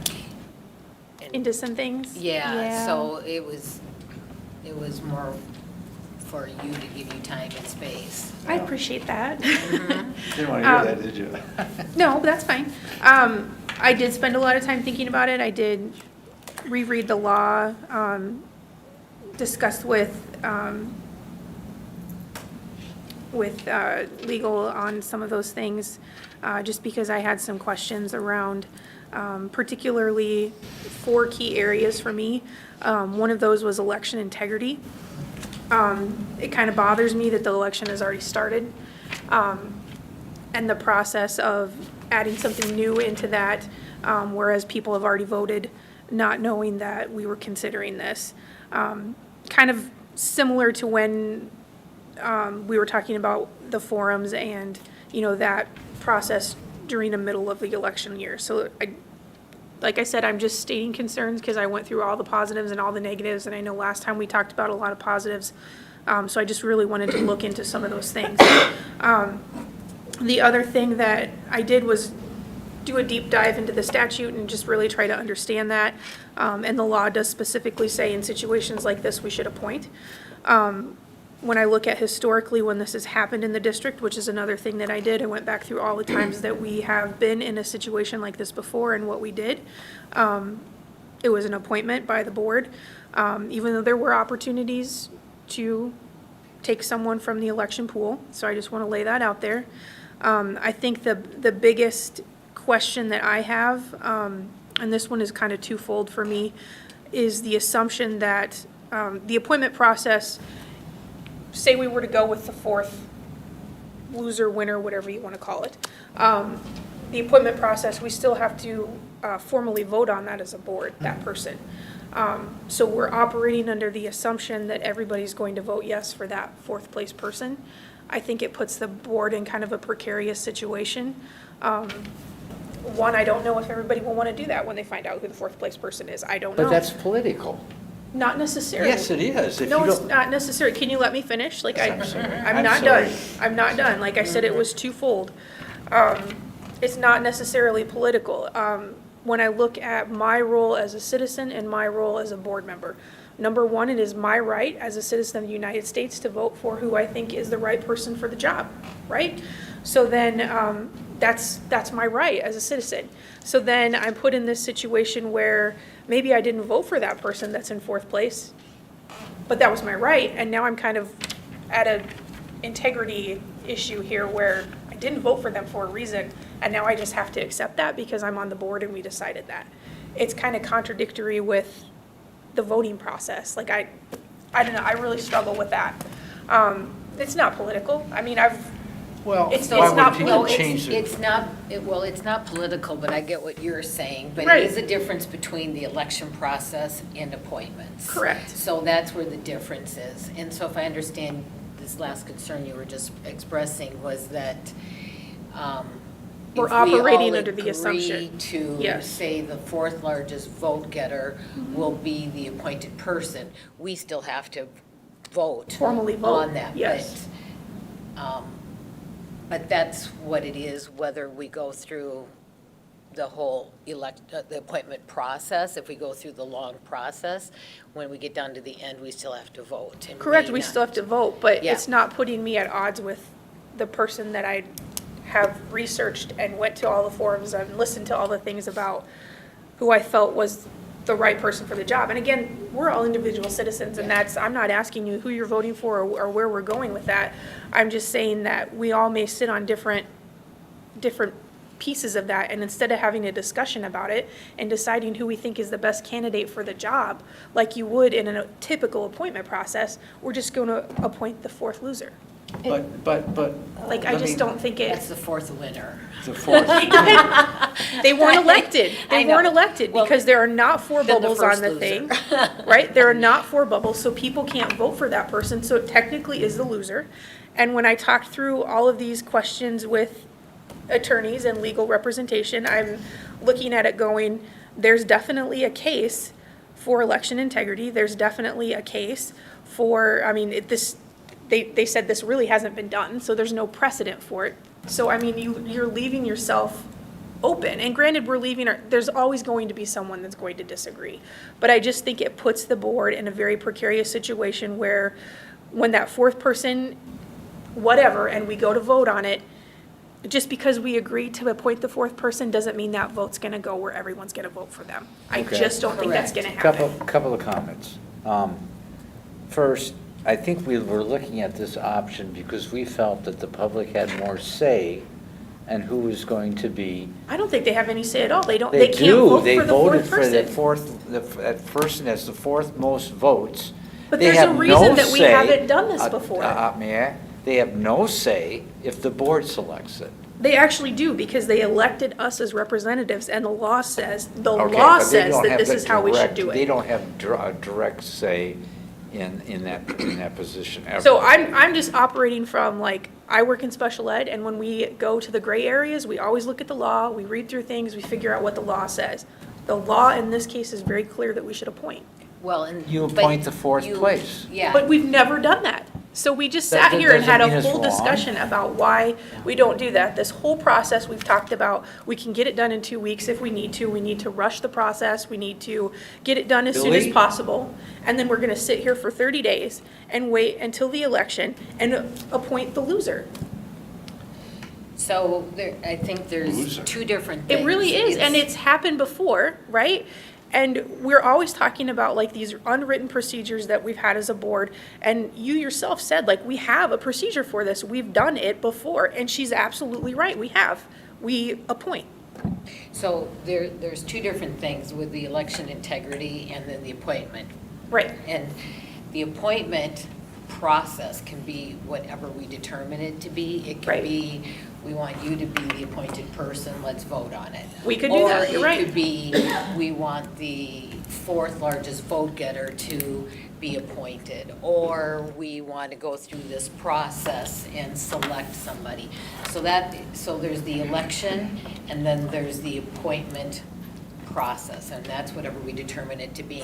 The election is going to take place, and we're going to have 3 people to fill 4-year terms. Correct.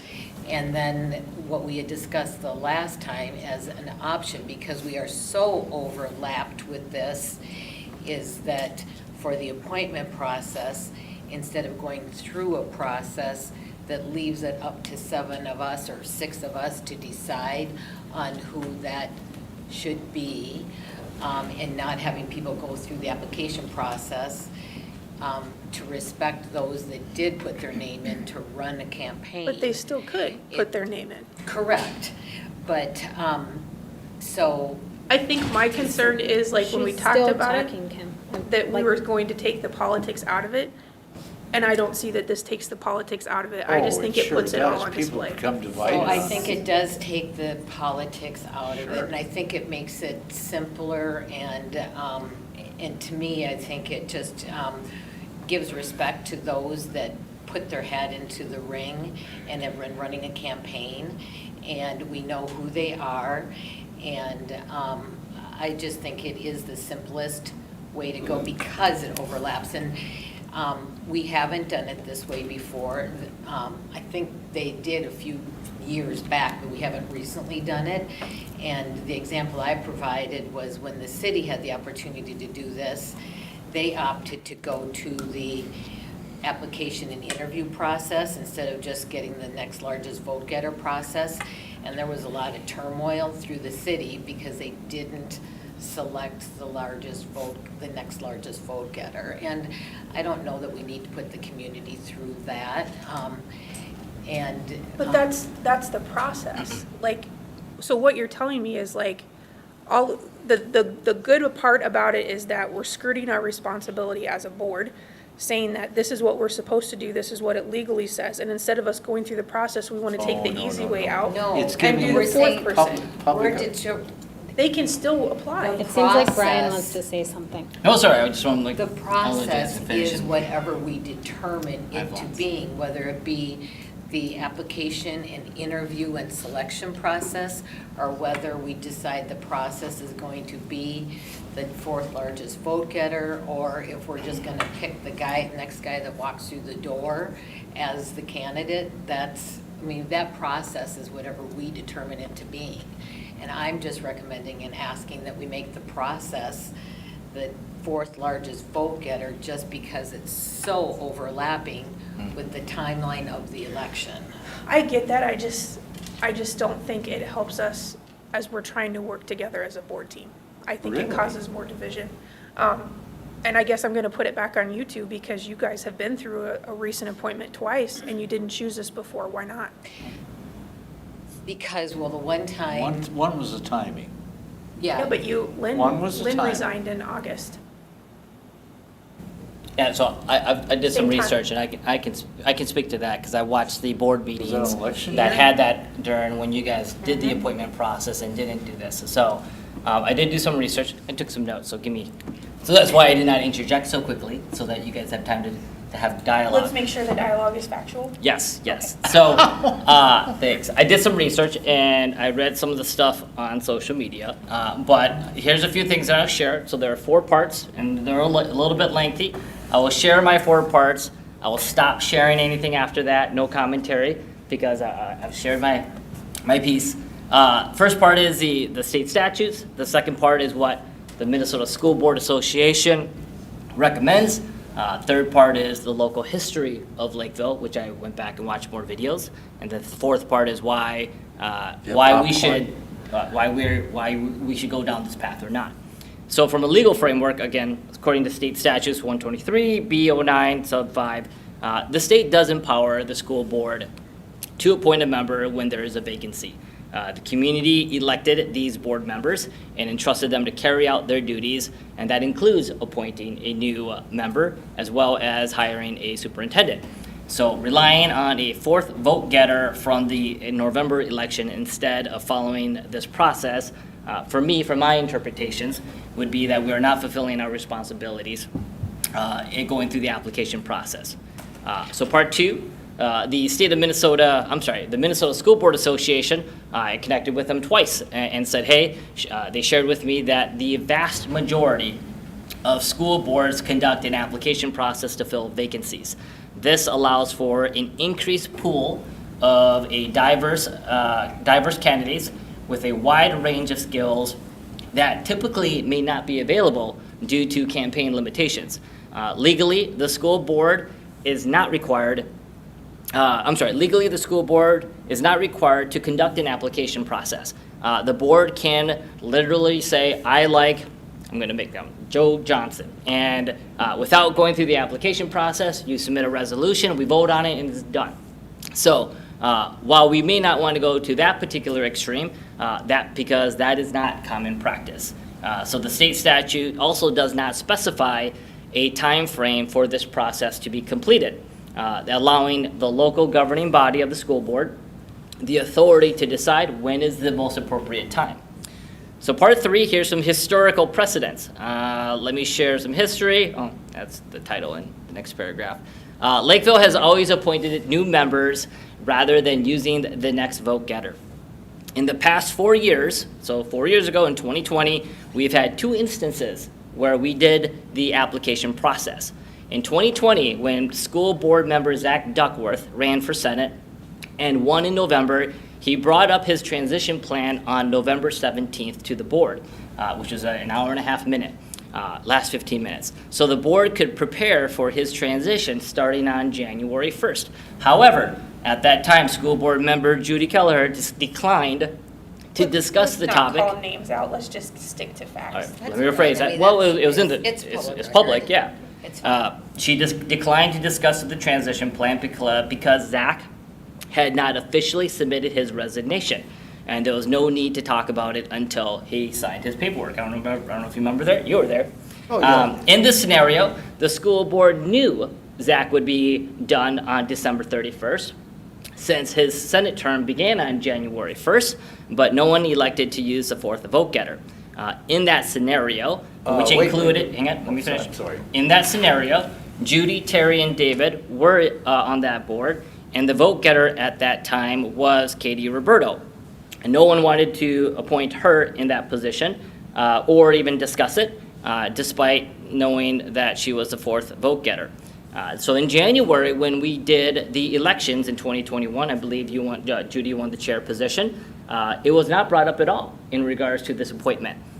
They brought up a meeting on March of 2021 for a very 7-minute meeting where they decided to maintain the current board dynamics and choose not to appoint someone for that vacancy and leaving that role to be filled by a special election in November. So back in 2020, that board elected to wait an entire 12 months to fill Zach Duckworth's vacancy through a special election. Now, here's where the twist comes into play. Midway through that year, I believe Lynn Gorski, I believe he was a former, she resigned mid-year. But the board in October of 2021 decided, we should do an appointment versus the next vote getter. But there was an election in November. 2 candidates ran. The person who won, that was elected by the community, was Cynthia Schmitz. The second place candidate, she didn't, yeah. So according to the logic, of the appointing process, right, of this logic of what you're recommending, she should have been the appointed person. I agree. But the board at that time, that included Judy, Terry, and David, chose not to do the appointment process. So these are 2 past precedents over the past 4 years that the school board chose to do the appointment process. It's also recommended by MSBA. So I'm having a tough time understanding the motivations that are driving these these decisions, because the past 2 examples had candidates that were the next in line by election that board did not choose to activate. So here's my last part. Part 4, here's the impact and considerations. I was very thoughtful about putting the document together. There seems to be more unfavorable impacts, again, my interpretations, about doing the 4th vote getter approach versus having the school board appoint through an application process. Number 1, I didn't get a chance to vote today, but I was going to, but I didn't make it. But back to what Kim Baker said, as a resident, I do have the ability and the option to select 3 individuals. I do not get to pick 4. And so the community also believes that the top 3 elected members should be the ones that ought to appoint the 4th, because that's part of their responsibility. And while appointing the 4th vote getter might seem the logical choice, the community did reject that candidate when they had the choice to select that fourth person. Number two, would more community members have ran if a fourth seat was open? I don't know if Terry or David would have chosen to run if they knew that another seat was open. What I do know is that 9 candidates did file to run, right? Pardon? I do know that 9 candidates did file to run. With a fourth seat potentially considering, would that activate a candidate who's choosing not to run? Would recommendations from Education Minnesota, Lakeville, now recommend 4 people versus 3 people? I don't know. So there are some unknowns on the ramifications of this. This approach raises several election integrity concerns on my point of view. I mean, if the fourth vote getter has significantly lower votes than the top 3, like what number is reasonable? If the fourth vote getter, let's say, got 5,000 votes less versus the average top 3 got 15,000, is that reasonable? What if the fourth vote getter said, no, I don't want to? Are we in alignment that we go to the 5th person? Or what if there's a tie? Or what if there is a tie? So lastly, again, back to what Ms. Baker said, is that, we do have to vote on the 4th person through a resolution. And if whoever the person might be, Terry, you may or may not align. Judy, you may or may not align. But if the voting ends in a 3-3 tie, doesn't look super good for us. And so all I'm saying is at this time, for awareness, I'm not aligned to this. And so my recommendation would be going through the process that we've historically done, and then add one more carrot to the top. Should the current board, with 3 board members leaving on December 31st, determine who to appoint? Their previous decision, well, I'm going to take that one off. Yeah, because Should the 3 newly elected board members, along with the 3 board members who were elected 2 years ago by the community, be the one to determine who to appoint for the school board? So that is my point of view. I have no more comments to say. You guys decide. Well, just vote when it's time to vote. I just have 2 short comments. Number one, the biggest difference, I think, with those 2 examples you gave about selecting them, is the fact that the election was over with. Oh, The but election we knew Zach was running. What? But you knew Zach was Not in my running. case. He was running to be Senate. We didn't know if he was gonna get it. Not in her Not in case. my case. What? It was the same exact situation. What? Lynn resigned in August after the filing deadline, Right. and we were going for the special election for Zach Duckworth's seat. So you could have chosen to appoint the second place person. I'm not going to say loser or winner. I'm just going to say second place. I don't think you could appoint the second place person or the It's third. the same exact situation, Terry. It really We is. didn't know, and when Zach ran, okay, we didn't know if he's gonna win. But Number one. But he won. Number 2, he won. Yep. But But you now chose are we not- gonna take the second place person? That's the year before. What? But the year with Lynn's seat is exactly The same situation. Yeah. Yeah. So Zach's situation, when he didn't resign, he finished out his term, which went until January 1st or 2nd or 3rd, whatever that was. And so He had a 4-year term. his seat was then. And law didn't require that we even had to appoint. We could have just waited to the next I election. thought he only did 2 years. He did 4 years. No, 'Cause he didn't finish only- it. So he didn't finish his term. No, he didn't. Right. So he did 2 years. He So- finished Finished until he that went to the Senate. calendar year. He Calendar, stuck yep. until he- And then, He and he resigned went after through, the election. through January, he resigned after he started Right. down there, or just before starting down there. And so then, and law didn't require that we had to appoint, it just It said was that an we. election. The election.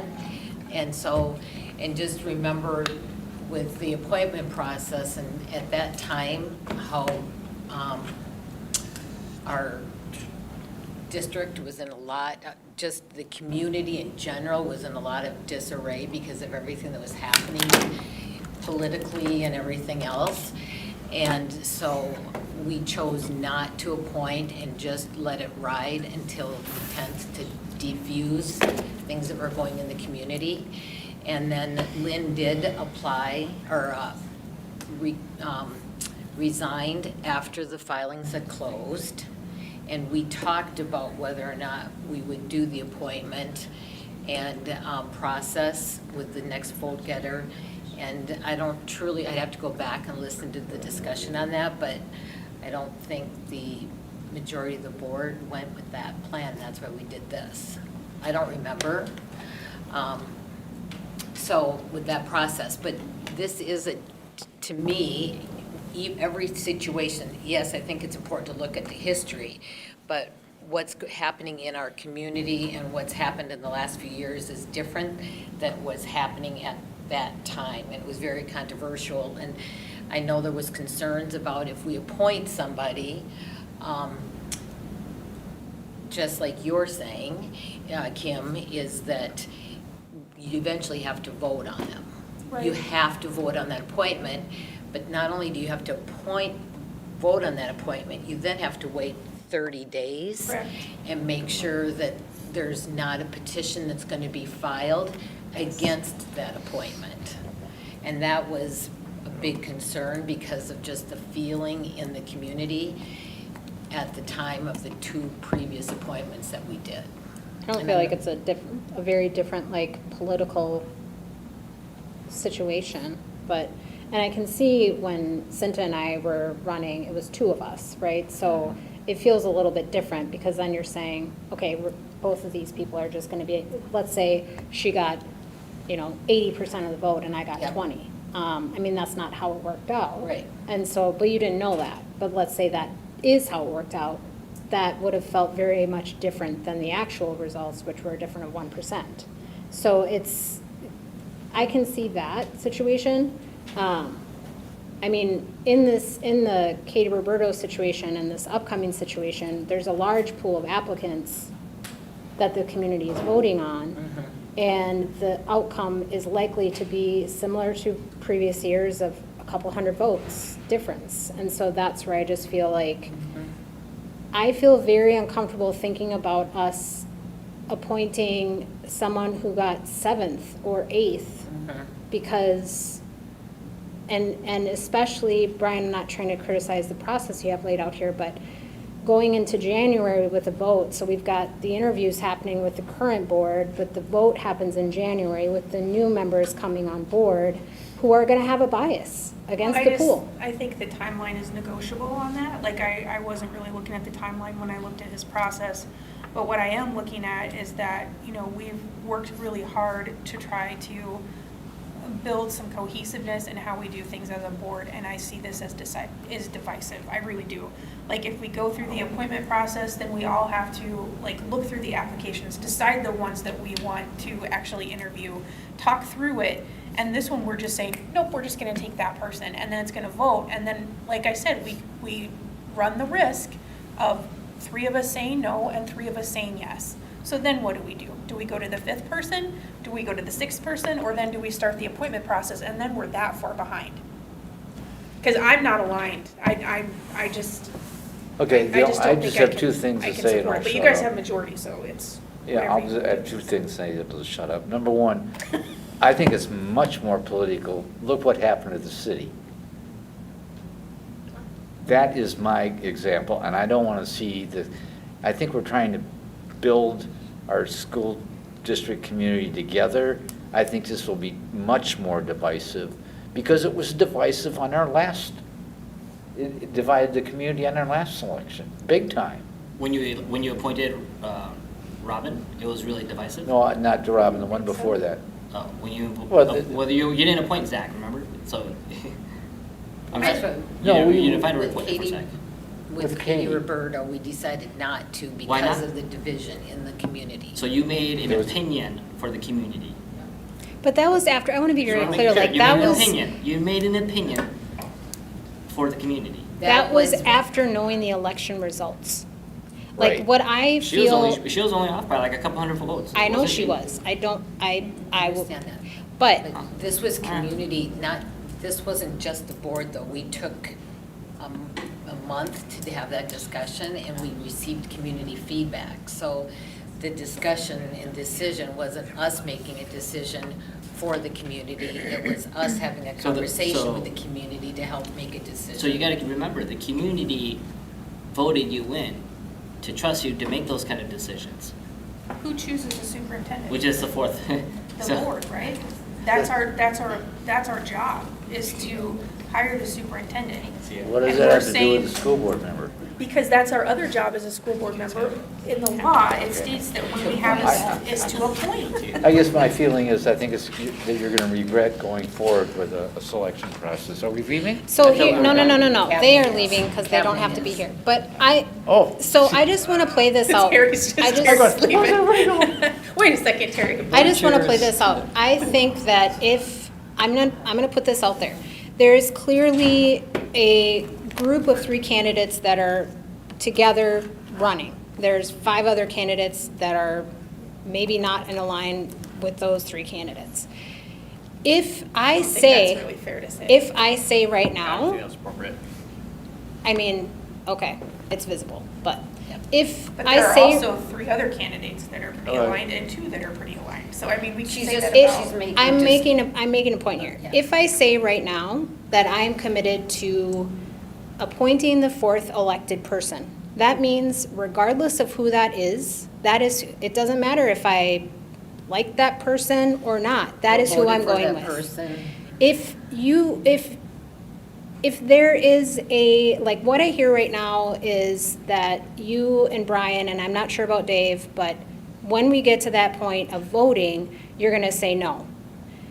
What if I'm it's a saying person? I'm not aligned with this process. But I'm saying, like, you are saying that in this moment, what if the 4th vote getter is someone you support?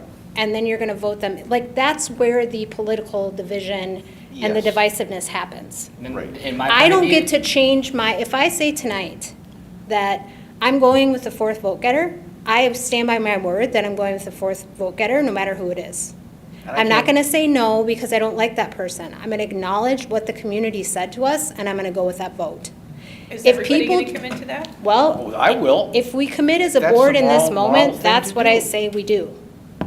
That's the correct thing to do. Well, how would you look? You say, yeah, I'm gonna take the 4th vote, And then we go and vote, and I vote no. What does that say to the public? It says, I don't like that person. It shouldn't be involved, I shouldn't have a say in that. Terry, would commit you to- But you would should, view- because you're a board member who's supposed to vote on the appointment, and you yourself just said, hey, I don't think this is the right person for the job, I didn't vote for him, and now we're just gonna put them in that position. Because you're listening to the community. Because But you're the lifting committee it up to didn't the vote for that community. person. You're Like, if leaving they it- really If- wanted that person Yeah. on the board, they would have been in the top 3. Yeah. Well, what would you say if the vote difference was like by 5,000? There Are you won't gonna? be. I know, but are you gonna have a Forget threshold? Are you gonna have a threshold? How many votes is considered enough? if you look at the last votes, I don't think there's. But if been- it was not, There's been no big splits at all. I'm asking the question, if it's not, I mean, how many Where, votes? where how I do you feel get- less comfortable is voting, like I said, for a 7th or 8th, or appointing a 7th or 8th person vote getter who does have substantially less than the 3rd place person. Well, how are we gonna have that happen if we go through an appointment process? What do you mean? How would the 7th or 8th? Because vote that getter person get would it? apply. But that doesn't mean we have to look at that application. Like, that doesn't mean you're I mean- opening up the pool so that more people can apply, right? And you also have to think, You're like, opening up they still division in have the to community. run again. They still have to run again in November, They or don't whenever we have do an to. election. Yes, they do. They have to run again because there's more than a year left on the term. Yeah, they So have the to law run. states if there's 2 years, which right now there's 2 in like so many months, that they're appointed for this fiscal year, and then they have to run again. If And they we have want to to decide like, continue that yes, term. correct. They don't have to run again though, but we have to have an election to fill Yeah. the seat. And they Correct. would have to, that's the thing, like either it's someone who has campaigned or someone who hasn't, and then that person, if you elect someone who hasn't, they're gonna have to campaign. So like, you have to be able to do But that to the- go through this process. So the community is being asked to vote for 3 board members to fill 3 4-year terms. Right. That's what they're being asked to do. Yes. So all we're saying is that with everybody going out and voting, there will be the next largest vote getter that's not filling the 4-year term, but we would like to appoint and invite them to be seated in the 2-year term. 1 year. Or 1-year term, 1-year term.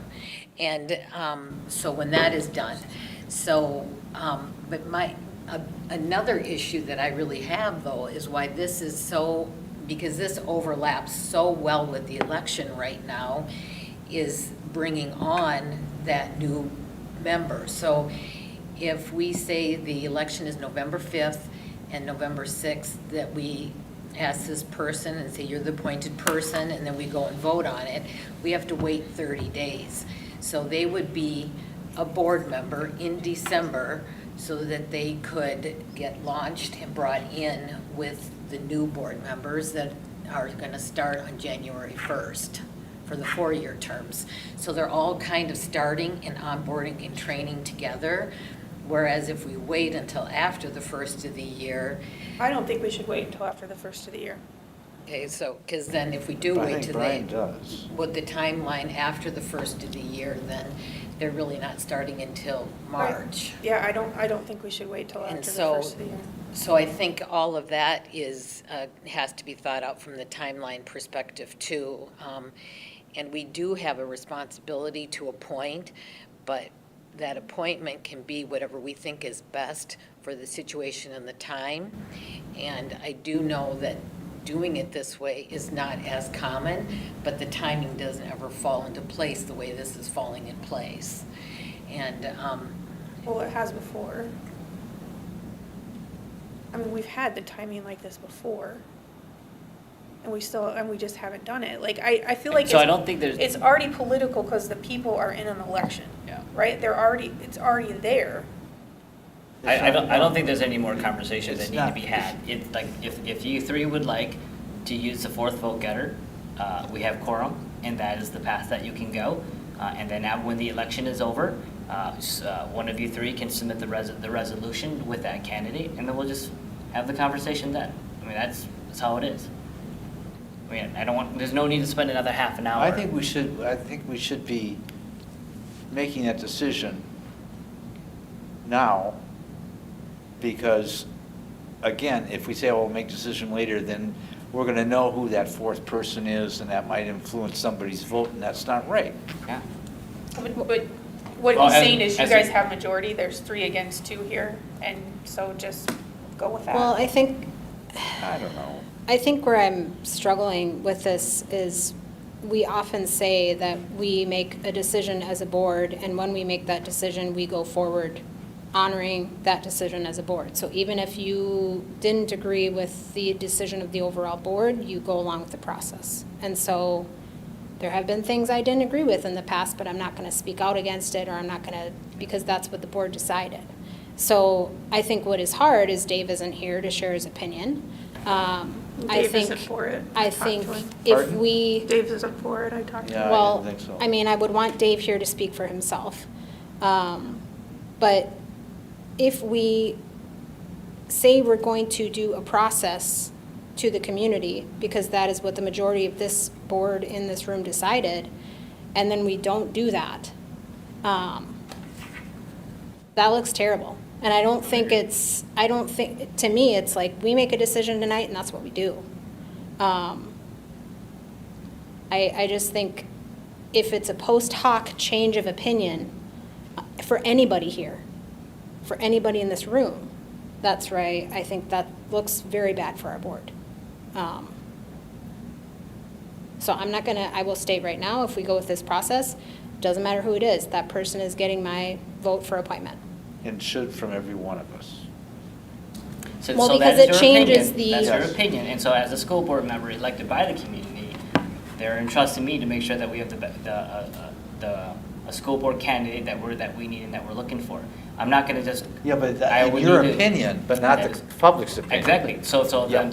with that trust that they've given me in hiring a superintendent and these key decisions that we need to make, as well as saying no for renewing of a levy and stuff like that, this is part of our responsibility and our role. And so I will be, in the spirit of being transparent, I will vote no.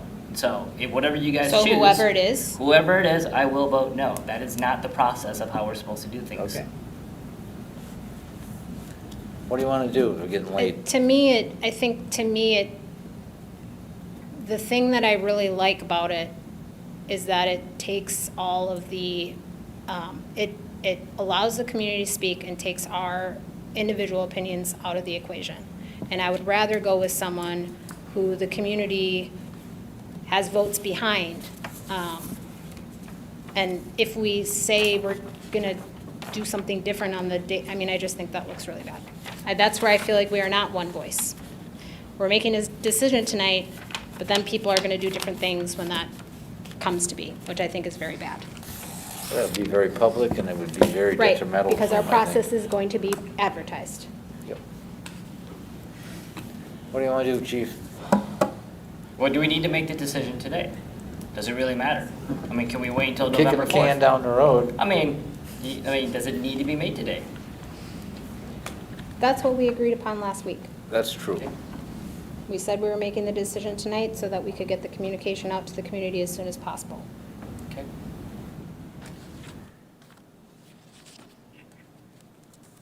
Well, since during these meetings, there's no voting needed, it's just a decision, if that's what you three would like to do. You decide, so that we can send communications out. That's what I feel is the fairest process. But the communications would be then to the community member, we're gonna select the fourth vote getter, and then the community member would be like, all right, how do I select the fourth? No, you don't get to pick the fourth, whoever happens to be the fourth runner-up.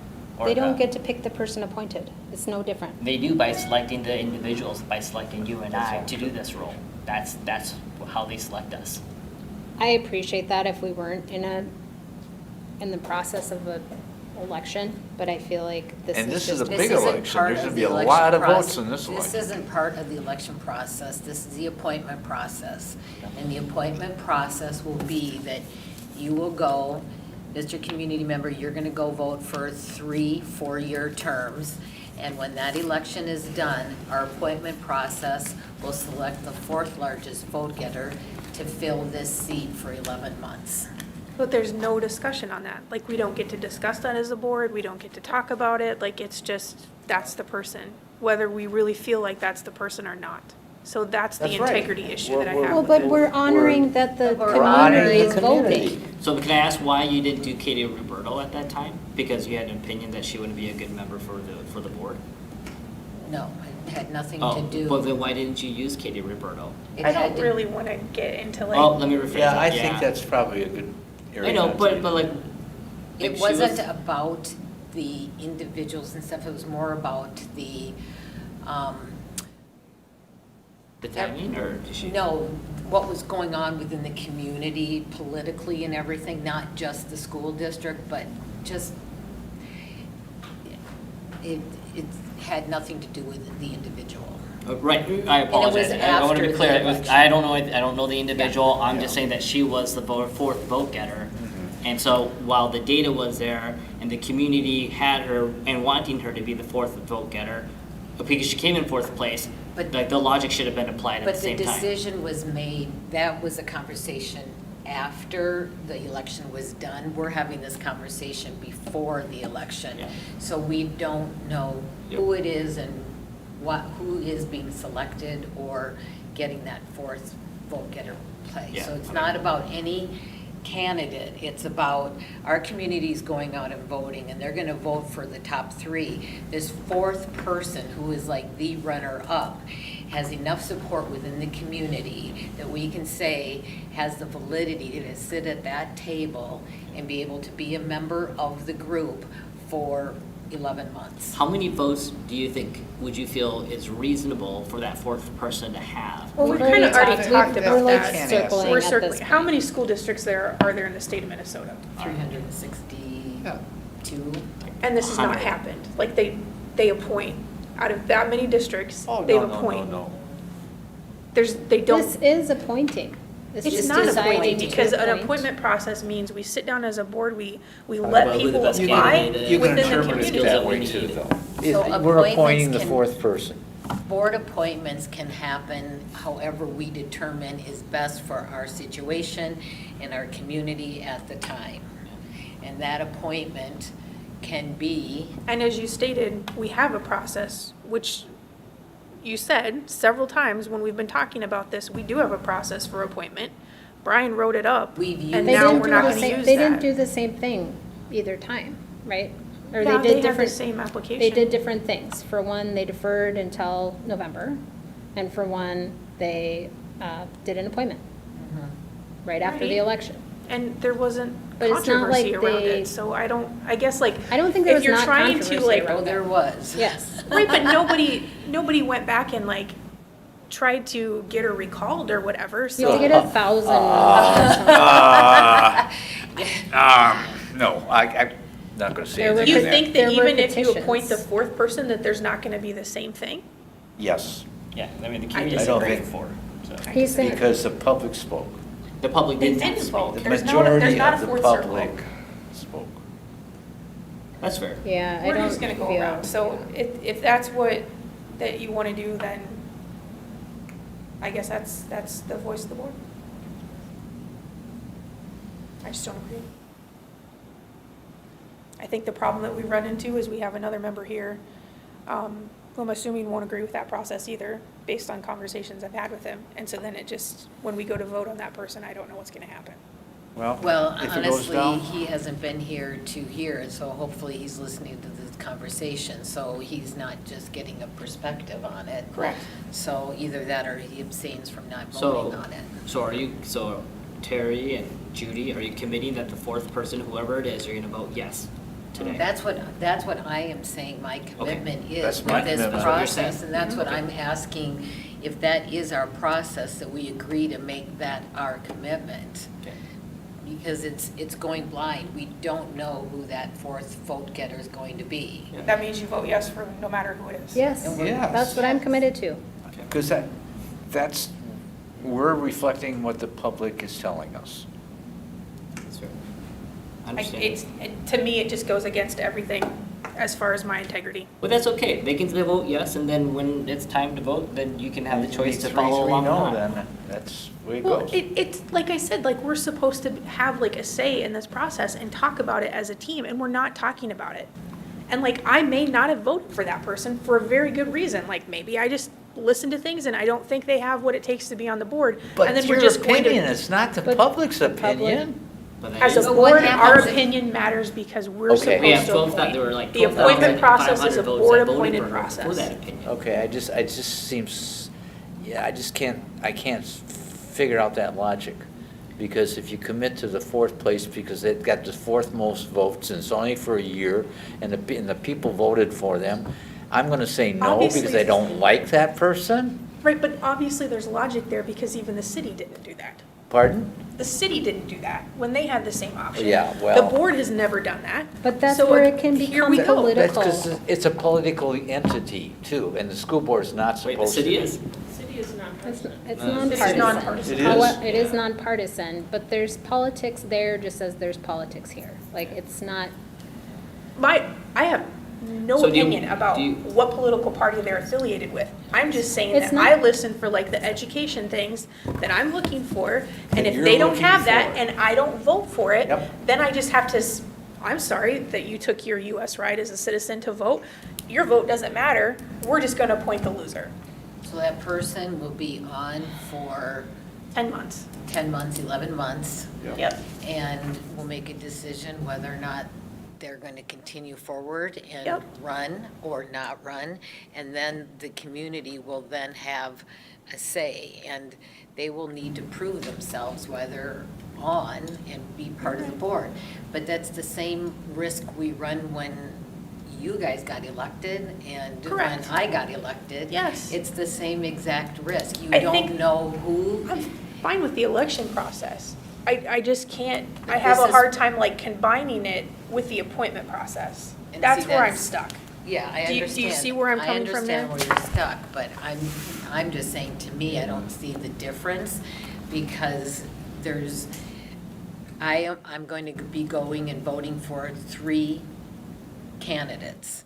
And I may not vote for whoever that fourth vote getter is, but I have respect for everybody that has filed, everybody that has put themselves out there for the last 6, 7 months or 4 months or whatever it is, and to give them the opportunity to prove themselves at the table. You won't even And be here. If it doesn't work. Hey, Alright, let's that was stay my mistake. respectful. That I was don't inappropriate. She's a appreciate that. community member that can That's true. evaluate that. That is true. I'm sorry. Can I share, I'm sorry, can I share some metrics? Is that okay? All right. Can you? Yeah, I'll let you finish. I'm sorry. Nope. Great. Go ahead, you share So, all your numbers. The, David Anderson, when he ran, he got 12,898 votes, so almost 13,000 votes. Terry came, oh, I take that back. Thank Terry you. was number one. Yes, Terry was twice. number one, 12,960 Twice. votes. And then David Anderson was like 75 votes away from you. Yeah, I So- know. So you, well, if you don't mind, can I round up and we'll say you and David got roughly 13,000 votes. Yeah, but I give him a bad time about that But you beat, you 75. did beat him. The second vote, the third place vote getter was Judy with 10,165 votes. And so that right there is a big 3,000 vote swing. Like, that's not 5%, that's not 10%. I mean, It's still getting 10,000 votes in the community. I know, but that's almost a 15% swing from 13,000 votes to 10,000 votes. That's a lot of votes. It's a lot of votes. And then the fourth place person got 9,000 Right. votes.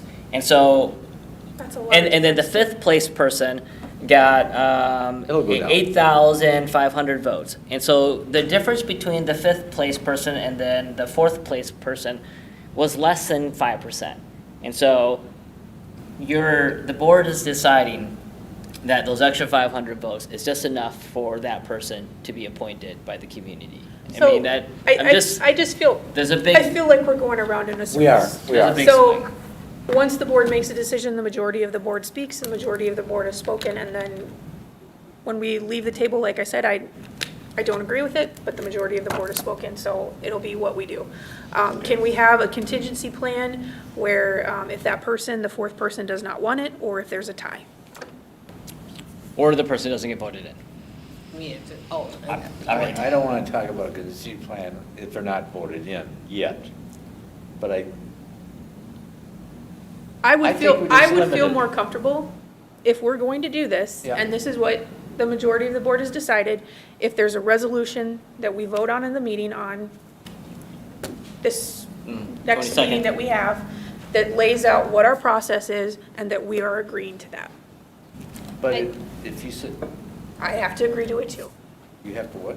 I would have to agree to it too, yes. I feel like in our last meeting, we said we were gonna make the I mean, this is where like, if we wait till the end of month meeting, we're delaying. You can move forward with the process, but I just think we should vote on it. What is this 3-3? It is 3-3. But I don't think, you mean vote on the process? Yeah, like a resolution for the process.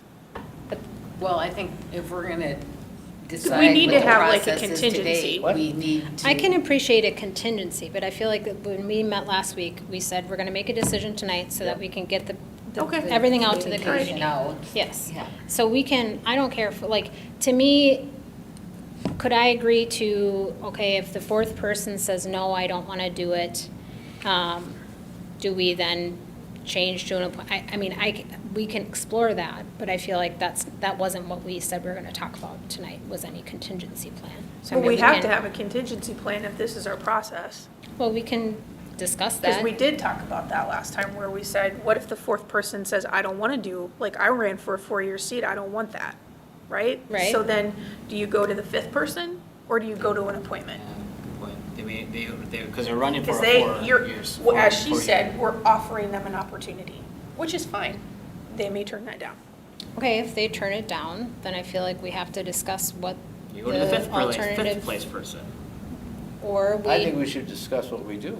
That's what she like, this is not That's what what I'm we've had saying. opportunity to further discuss, which we wouldn't do at the end of month board meeting. We would do in a work session. So Right, that but would be I mean, pushed to when we're November. laying out the process, we have to lay out our process, so that the community knows what is going to happen if this situation were to In occur. my opinion, since we'll know who the fifth place person is, we should go to the appointment process. At that point, Yeah, because then we would know. yeah. Well, what if the fifth place person was only That's a good. 70 votes away from the fourth place person, like You know, like we've David got so Anderson many was. ifs and ifs and ifs. We don't know any of this is gonna happen. I agree, I though, think at that that's point, I fine. think one of the reasons why I really like this approach is because we don't know who it is, but at Yes. that point, we would. So Right. at Yeah. that point, we could, because then it opens it up for all of it, so we could. Okay, Yeah. I'm fine with that. Is that fair? That's fair. I mean, once we know who all the places are, then it's gotta go to appointment if we know, if the fourth place person. So what's the doesn't. communication, like, are we going to type I up think some we just- communication for the community to say what our process is going to be? I don't know that we need to say the contingency plan. The contingency plan is now on record. But we say this is what our process is going to be. And then if it comes to that, we made this decision back at this point to go to an appointment process. But I feel like to go through the That's true. ifs just is Well, confusing. no, I don't think we need to do the ifs, but No. for every district around us that is going through the appointment process right now, they've put out communication either on their website or through email based on what their appointment process is going to be. They've adopted resolutions on that, on what their process is. We haven't done any of that, which is neither here nor there because we're really talking about it, right? But like, if this is what the board decides and this is what they want to do, then we should have communication around this to the community so they're Oh, yeah. very clear on what As the soon as expectations possible. are. Yeah. As soon as Correct. possible. That's all I'm I would suggest that the communication should be that the fourth place person will be voted on by the board, not be appointed by the board. That was the whole purpose of this meeting. It's still, to decide on. any appointment still requires a vote. Any It appointment. is the I just- appointment, I would it's say the appointment. appointed person, but the board will vote on the appointment. Got it, so I want to Correct. make sure we're clear with that. Yeah. That's fine. Okay. And if for some reason the fourth place person does not want to do it, then we go to appointment. You know, if you're thinking about a new school board member, wouldn't that be the best place to be? Because you're only committed for 1 year if you don't like it. Think about it that way. I don't know. It's not a bad position. Sure.